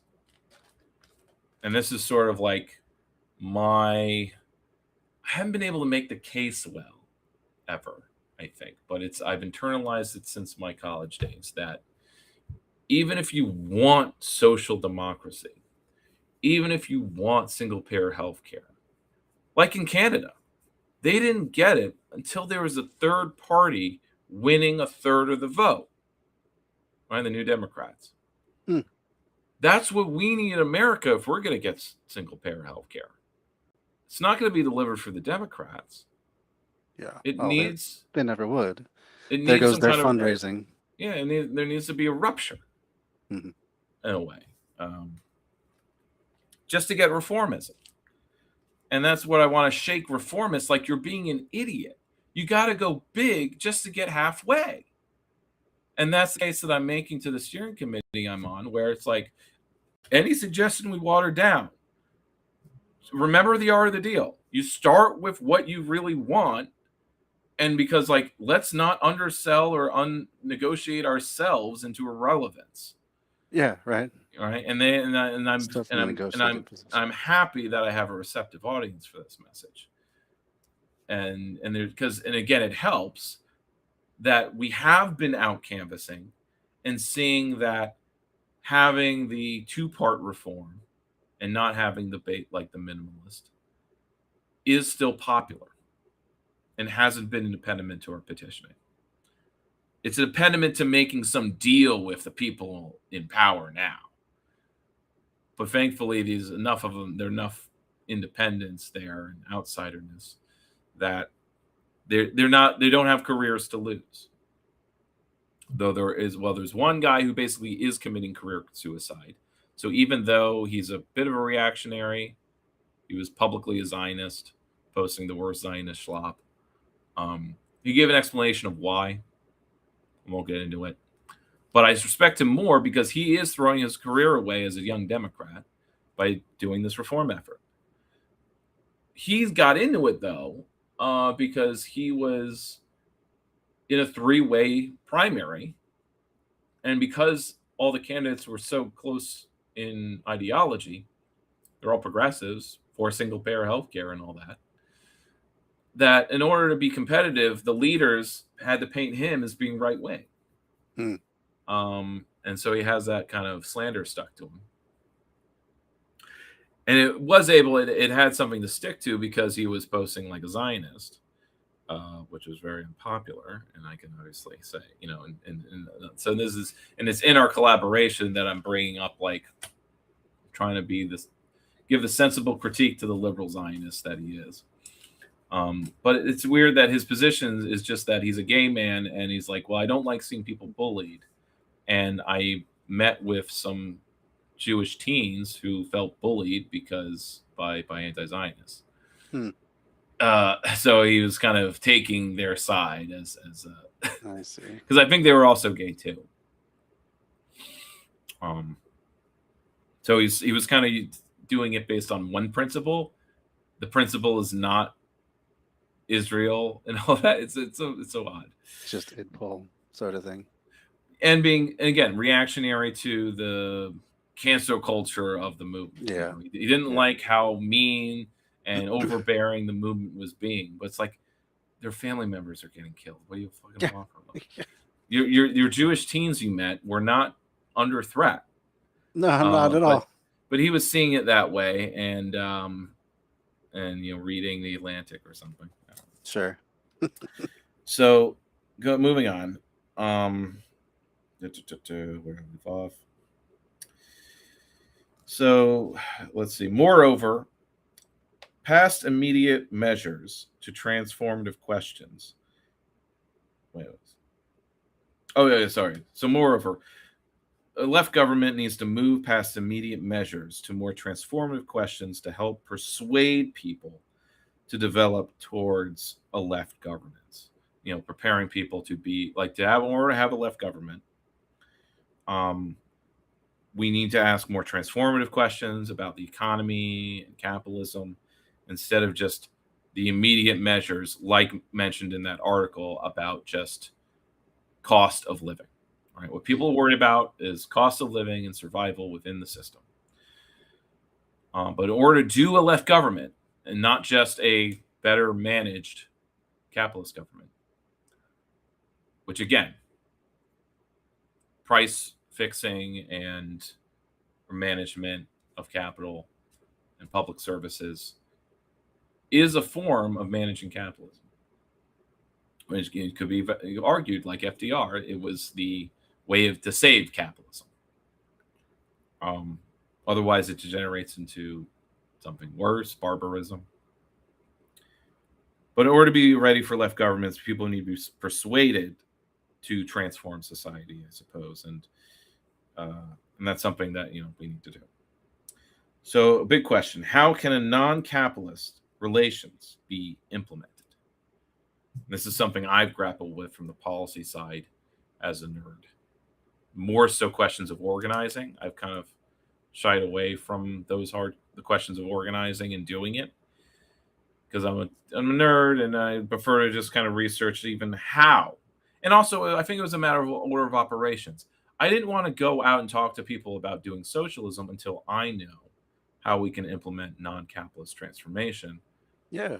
Without getting shot by the secret police. Yeah, that makes sense. Or getting my door kicked in by some hired goons from local business owners. Or get the screws put on me, or suddenly the Little Hatch Act is being used on me. That's the state law in New York, banning state employees from doing politics. It only refers to the office, though. But what it does is it creates and especially in Albany, a small army of people who will not sign anything for fear of this, because they're employed with the legislature and they might get in trouble. They don't even know that they would get in trouble. I asked, are you sure you get in trouble? It's like, because you're kind of sounding like a Tory where it's like, oh, I can't sign this petition against the Stamp Act because I'm looking to get a job with the Crown, or I work in the constabulary, and as we all know, people who signed petitions supporting the Continental Congress were oppressed by the British occupation of New York, and I don't want to be a casualty of some revolutionary war. Right. That's who they are in history. And it pisses me off when I meet them because they would have been them. But as we know, we only need a tipping point. The Revolutionary War of Independence was not universally popular. Yeah, that's true. So to be confrontational. So how do we form these relations? Well, to be another question is, how do we be confrontational as well as a site for learning and experimentation? To kind of go with a popular protagonism, meaning helping people be protagonists of their own destiny. So rest here is the conclusion. So there's a kind of ontology of labor. So there's always these ontologies that are being used in lieu of strategy that undercuts other kinds of politics. Commons, thinking like build the commons first, then do politics second. That's what counts as an ontology. Versus a strategy with using organization as a laboratory to explore social alliances, movements of unity, but lack that movement. Let's see, movements of unity, but lack this. Yeah, movements can be unifying, like say with BLM or anti-genocide, but they lack the sovereignty to perform institutional struggle, let alone violence. Violence just being challenging the system. Because any challenging will be violent. It will at least taken as violent. So movements, can be unifying, but they lack sovereignty. And sovereignty meaning the ability to be democratic and experiment, to be its entity. So left governments and anti-capitalist strategy. Thinking, so we need more thinking that puts tactical choices in perspective. Quote, which lead to better relations for subaltern classes to be ideologically independent, take autonomous initiative, expand the terrain for intervention, into private property, and so on. Without this, we will oscillate between safe sectarianism or abandoning any ambitions for a lesser evil politics, aka ContraPoints. Revolution is not, and remembering that revolution is not a design, but a regulatory horizon for practice. Also maybe called praxis. But he doesn't use that word, maybe because he's Greek. Okay. So I'm definitely going to have to find ways of boiling that down so I can put it in a brochure. Yeah. But I want to make the case as much as possible to think strategically. And that means having these really deep discussions, which quite frankly, unfortunately, like this article, he's mentioning all these different writers and perspectives that thankfully, because of this behind me, I'm familiar with most of it. I don't know how a layman or anyone who hasn't done the political education work I've done. And the thing is, what I've noticed whenever I kind of talk about professional PMC type of people, because they can be really progressive, but because they didn't spend 10 years of their life being underemployed, they weren't spending time or able to spend time reading and seeking ways to figure out these bigger questions before starting their life. And I feel very privileged, I guess, in a way, to have the freedom to be underemployed and not be on the street and working 3 jobs. So I could read, and so I could podcast, and I could do things like this. to sort of figure this out. Yeah, it And takes then a lot of effort. And as I guess as the Bolsheviks would put it, I need to condense all of this that I've learned and put it into kind of simple bites. To let's think about strategy, let's think about how we govern, and think about the questions as we're doing this of how we grow like not just anti-capitalism, but non-capitalist institutions, and do so, I guess, carrying the vase of not upsetting the capitalists too much. Or working around them, or maybe through them. That's probably unlikely. But I guess you can't really know. There's sort of like we can't figure out what a strategy is without trying all these different tactics. And because I think the assumption is if you form your strategy first, you might become dogmatic about it. Yeah, and like it's so married to it that you can't see that it's not working and pivot. Yeah, like I'm not sure what it would count as to say I'm working in a coalition of people who are not as left as me. Like I'm in a steering committee where I'm the most left person or the most revolutionary. Sure. Interestingly, when I go to DSA, there are enough people there who are just as revolutionary as me, thinking the same way, thinking along the same terms, but are doing a kind of dual power strategy, or they're thinking of strategic questions, and they're kind of coming up with tenant organizing, and again, they're doing the building labor struggle, and then that builds up the DSA as something that can break with the Dems and then contest power or something like that. Is that the tipping point they're looking for to finally break away? That's what some of them say. Okay.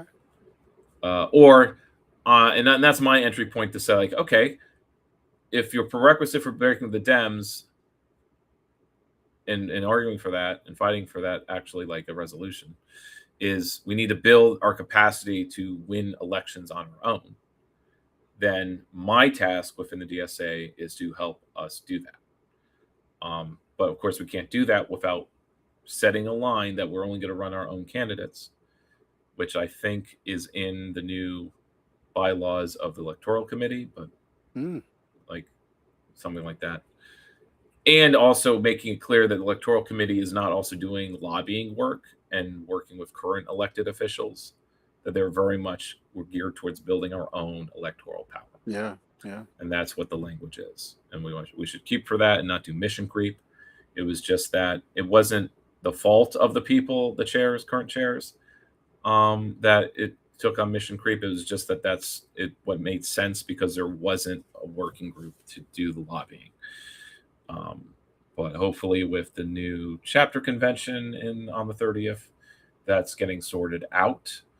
We're making like working groups now an official part of the structure, because they kind of weren't before, for operational, to do ops. And because lobbying is an op, campaign for specific reform where you're talking to Democrats that are elected now, versus Electoral Committee, which should just be about, we are running DSA members, and we might be doing it as Democrats, but we're going to do it on our own. And we're going to do it, yes, in opposition to these other progressive. And this was a thing, like, you can't run our member. He's a white man running against two black women, and like in a black majority ward. It's like that is that hurt. I wince. And then they're a minority kind of side in our chapter, but, and this is a mistake of democracy within an organization, is don't do 2/3 majority votes. Like we do 2/3 majority votes, and it kills so much momentum on so many things. Because 2/3 mean like is 65%, and it's like we can get 61% for the endorsement of this guy, and this would be a DSA candidate. but we fell short of 65. We got 61% of our members. 61% should be freaking enough. Yeah, that should be a slam dunk. But Yeah. 2/3, and this is also what killed Occupy. So it's really, really weird. Yeah. 15 years later, seeing a DSA chapter using the same, I'll just say error, but it's in a way to me undemocratic to say. I was just gonna say, undemocratic. You're allowing a minority of naysayers control the decisions of the party. Yeah, it shouldn't be.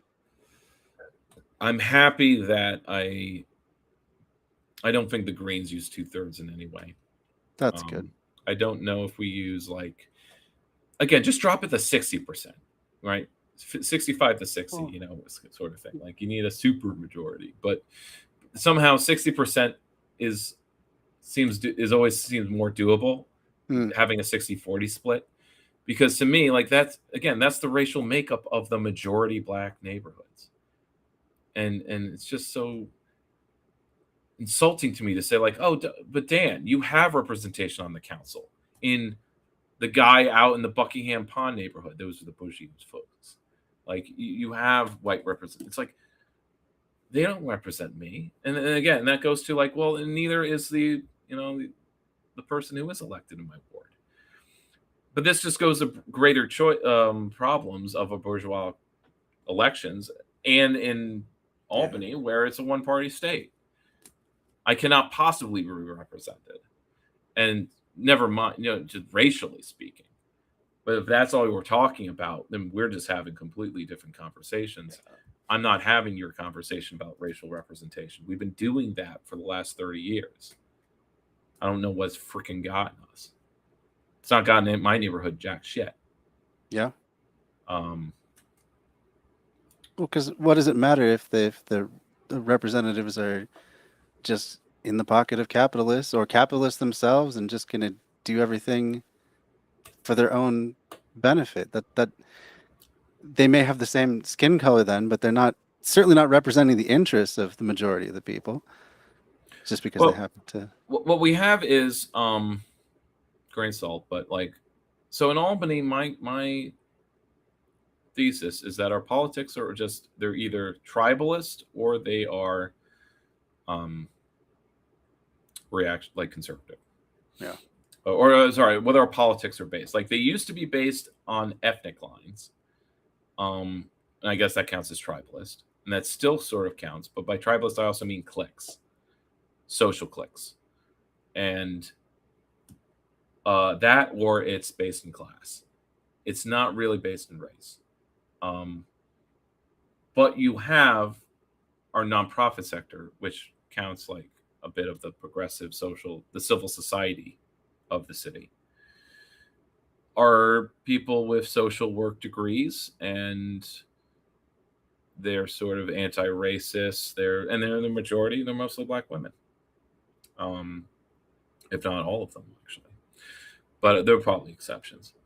And of course, as being Black women, they have intersectional experiences and all that jazz.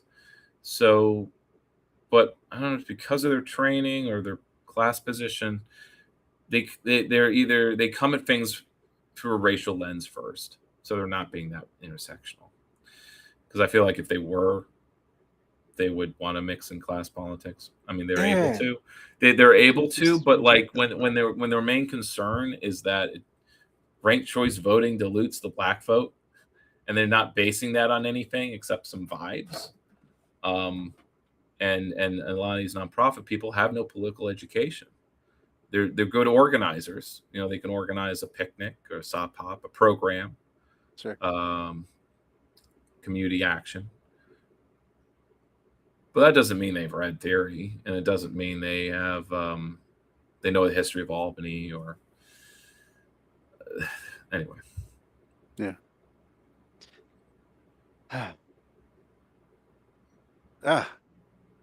Well, we should probably. So that was a lot to chew on. That really is.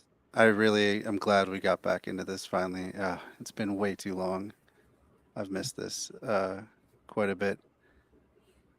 Oh yeah. So tell me how. Let's remaining for 10 minutes. Tell me about your semester. Oh my goodness. So my semester was simultaneously the best and worst semester. Um, I really enjoyed my assessment and diagnosis class. I had a phenomenal professor for that, who unfortunately is retiring. Um, so just learning the nuts and bolts of diagnosis was wonderful, and he brought in a lot of good speakers and stuff like that. And then the other class was just fluff, and a ton of fluff at that. They would just throw.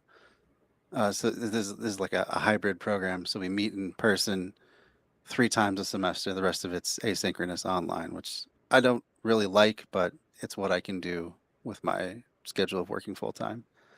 So anyway, every week would be a quiz and a discussion post, and they were just meaningless. Like I didn't look at that textbook the entire class, and I managed to get 100% on most of the quizzes.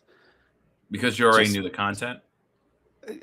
yeah, it was just really basic stuff. Like it was the entire and this was a 2 semester class too. What So was the this class? was it is well, it's called theory and practice of social work, but it had nothing Uh-huh. to do with that. It was Oh.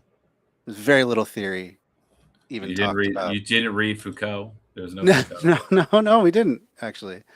Um, we read these awful textbooks that are put out by the testing company that does your Yeah.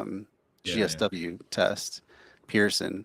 Pearson. So, yep, just an awful load of Pearson crap. writes critical theory textbook.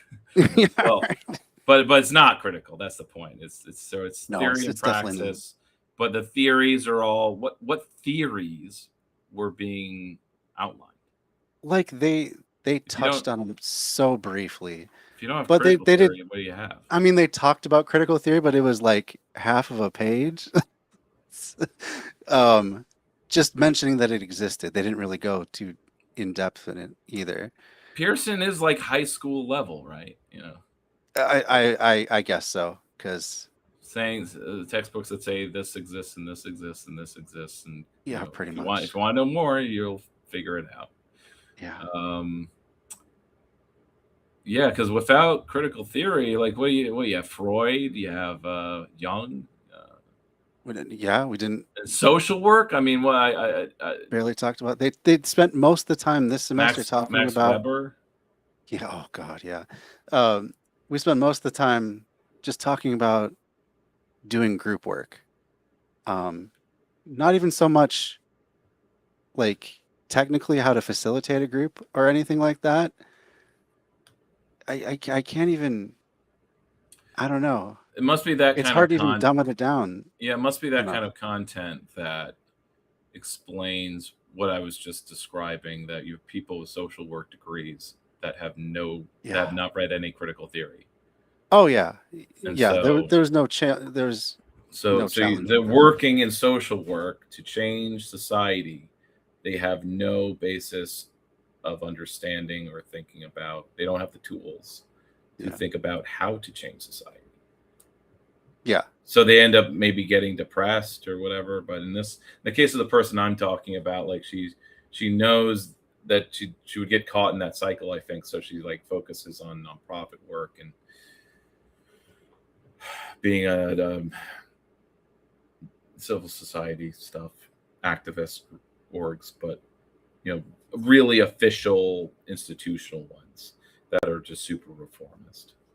And I would work with them lightly when I was an occupier and was just thoroughly unimpressed by anything they would offer or do or strategize, because like they're just tied up with where their funding is coming from, and they have a nice office, they have a whole like little building, but it's like, what's the point if you literally kind of you do very, very little.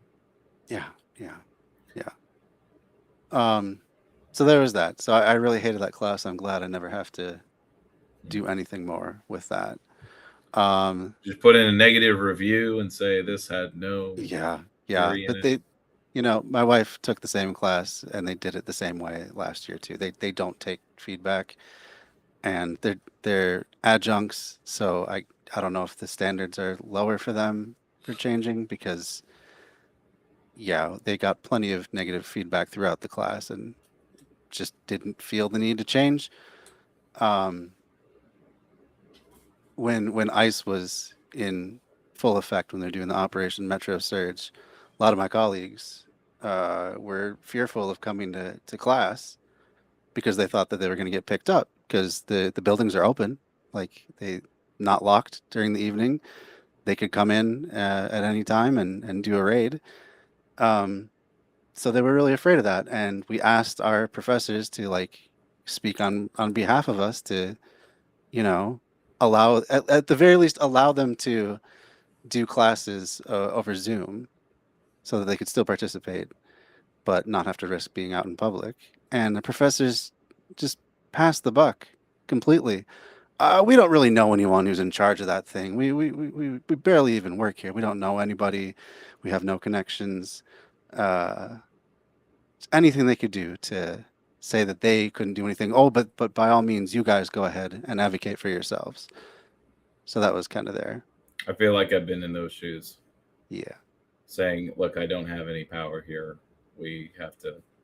And I tell people to advocate. I do not say advocate for yourselves. I say something to the effect of like organize or go to some organization sure.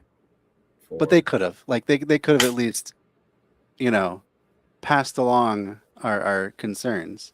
Yeah, yeah. But again, as I said, I've been in those shoes. Like I don't know who to talk to. Like I Sure. don't know. But yeah, go through the effort of finding out. Yeah. Sometimes So you don't yeah, know. we were not impressed with that. But Traumatic anyway, story.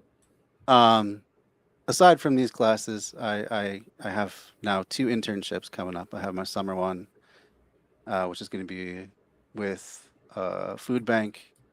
They also do some housing assistance, and they have a thrift store. So I'll be doing that all summer. That'll be interesting. I think I'm going to learn a lot about just running that sort of a nonprofit. Um, and then Kind of interesting. I don't think of nonprofits doing internships for adults. Um, yeah, was there other teenagers or 20 somethings you had to compete against, or was it because you're an adult that you actually got picked? I don't know for sure. My program does like a matching process where they have a list of organizations you can apply to for your internships, Okay. and then you do the interview, and then put your Hmm. choice form down. If you match, you get it. So So maybe maybe it was just a matter of you stepped up for it, and yeah, so they're waiting and for people. I like the guy who's running it. Um, Mhm. I think it'll be a good experience. But then in the fall, my clinical internship, I will find out on Thursday, I think, which one I got for that. But Do I you have more applied for class? what's Do you have that? more? Do you have more classes next year? Or are you done? Just that run concurrently with the internship that are just about, what we're going through um, with the internship. So those are the only classes left. But yeah, so I applied for a couple different schools, special education programs. So I'm hoping I get one of those too, because I'm planning to go into school social work. Because Mm. I really enjoyed being a teacher in special ed. Um, I just see that our students need a lot more like social emotional learning to stand a chance at being independent. Thinking about the school election today got me thinking about like one of the things that kind of keeps a kid behind Hmm. is, or the advantages of kids of median income families, is that there's enrichment happening, in the home, outside, like families that take their kids to do things. Yeah. And I think about all the things that my parents took me to do, whether I liked it or not. Wanted to go, but like for example, when I'm talking to my friend about reading, we're talking about his kids and how he needs to manage and force them to read a certain amount every day and limit their screen time. And I think about the constraints of like, yeah, I mean, I guess would I be playing Game Boy all the time if it weren't for the battery running out and the constraint of the battery life? But I know that like there were many music concerts that my dad would go to and bring me. I'd be brought along because my parents never had me babysit. Anything they were doing, they brought me. No, that's cool. So whether it was to chorus, like my mother's chorus rehearsals or this or that, is like I was just brought along, and I would be doing homework or I would be reading a book, and this is sort of like when I would do my extracurricular reading, any reading from my own pleasure, or maybe it was school reading, whatever. But I would do that when I was, taken somewhere, you know, and in the time between and after like events, music festivals, concerts, whatever. Especially if it was something I wasn't interested in, then I would literally have 3 hours to kill, sitting, down or whatever. And oh yeah, and then so like our library system has passes for people to use. They've made partnerships with local museums and cultural institutions to provide passes, free passes. That if you have a library card, you can get yourself on a waiting list, or you just kind of put in and reserve a seat. And I use them for a local museum that saves me $15. Because again, it's usually just like 3 galleries. It's not a lot. So it's never worth it for me to pay money to go. But I did, and but again, so it goes to this need for kids needing enrichment, and if it's just on the school to provide all the enrichment, of course it's not enough. Yeah. Even in a quarterly school trip, isn't enough, and the curriculum can never be enough. It's unless the kids are doing like 2 different after school programs, I guess. But that again, even that is not really enough.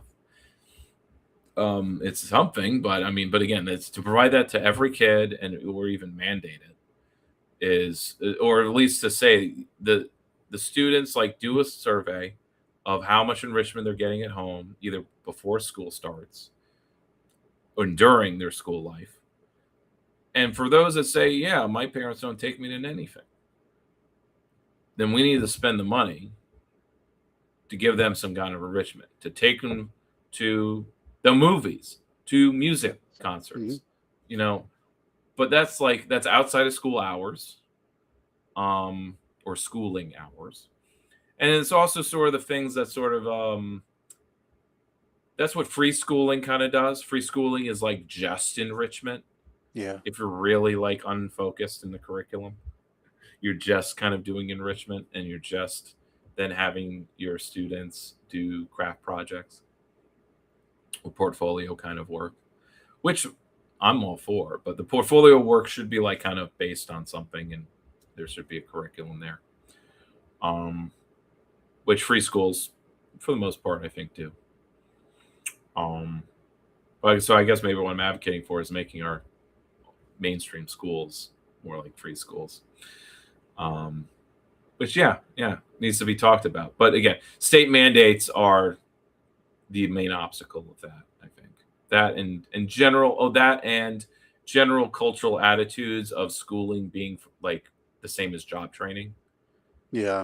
Like one of the things that our school district is undertaking is career and technical education. And it's so great how much we're preparing these kids to just start making money as soon as they graduate. being barbers, and just basic level professional stuff, which I'm not sort of against, but it's like saying you're not academically inclined, you shouldn't go to college, you shouldn't have a real education. You just need to be prepared to survive, or whatever. Which is sort of, again, when you're working class students, and especially these days, what kind of future do you even have to look forward to, even with a college education? Yeah. So I understand, and so it's a wider issue. So it's like, and that also speaks to, like, you don't just start with one institution. Like there was assumption with leftists. It's like, if we just focus on education, then everything else can transform because everyone will be educated to transform society. That was not a winning strategy, right? Because you're educated like a socialist and you're thrown into the market economy. Yep. Now I hear what you're saying. I think we do need to Retire. wind down for the night, though. But, Oh yeah, I got work tomorrow. Yep. How do you too? Yuck. All right. Well, this has been great. Hopefully we can keep this going over the summer. It was really hot today, but it should be better other weeks. Comes and goes. How's the weather in Minneapolis? It was pretty cool today in the 50s, but it's gonna be warming up again here too. So lucky. Yeah. Yesterday I biked 30 miles. Wow. I don't remember the last time I biked quite that far. That's cool. I did in 3 hours. Just around the city? Did you go on a specific trail, or? I used the canal trails. It's Okay. a state trail system that went from Albany to Schenectady using the canal trail, roughly 30 miles. So basically going around 2 counties. Cool. Using the Hudson and Mohawk rivers. Though it doesn't hug the river all the way, but whatever. Enough of it to be nice. Yeah. The bad part of it was the hill detour one has to make to go around GE's main R&D facilities, which hug the Mohawk River. So you can't, and this includes the Knowles Atomic Research Lab. So there's extra federal posted no trespassing signs in the berms, and so you can't keep hugging the river. You have to go cut in and go uphill, and oh my fucking god, it's the worst. every uphill, even a slight slope, was like my legs would scream. But I did make it, and I took the bus back home. Because we have a express bus. All right. Well, good night. A little extra since it's been so long, but we'll go back to maybe more fun stuff. I don't know. So you're thinking 2 weeks from now again? Is that a good pace to keep at? I think so. Tuesdays are free again for the most part. Cool. Should be okay for me too then. Yeah. All right. Laters. See ya. June 2nd. Okay. Bye-bye. Bye. Let's leave. All right. Thanks to everyone who joined the live. Thanks to everyone who's watching this after the fact. Wherever you are watching this, please make sure to give a like. Share it with someone who you think will be interested. I got that QR code up in the corner there. So all you got to do, if you want to help sharing just person to person, bring up this video. They can scan the QR code. That's my link tree to all the different stuff that I got going on, and they can start watching on whatever preferred platform they have. So yeah. I think this weekend is going to be pretty busy. May not have time for streaming, but I think I can say I'll definitely be back at it a week from now. So at the very least, we'll be doing some gaming in a week. And then once I finish just give you a little more of a preview. once I finish up with this Witcher series, I was thinking of pivoting to something completely different. I've had this idea for a kind of speculative science fiction novel for, oh geez, about 12 or 13 years now. Been kind of kicking around in my head. And I'm thinking maybe if I continue to have regular time for it, maybe that's what I transition to and I start uh, at least laying it out piece by piece on the live stream, getting feedback in real time. Um, so let me know what you think about that. Leave a comment if you think that's something you would be into, helping put together a graphic novel. I definitely have the story. I do not have the artistic skills to pull off a graphic novel. So also, if you or someone you know would be interested in doing graphic novel illustrations, let me know. Connect us up. And I think we're going to leave it there for tonight. So thanks again. Have a good night. See you next time.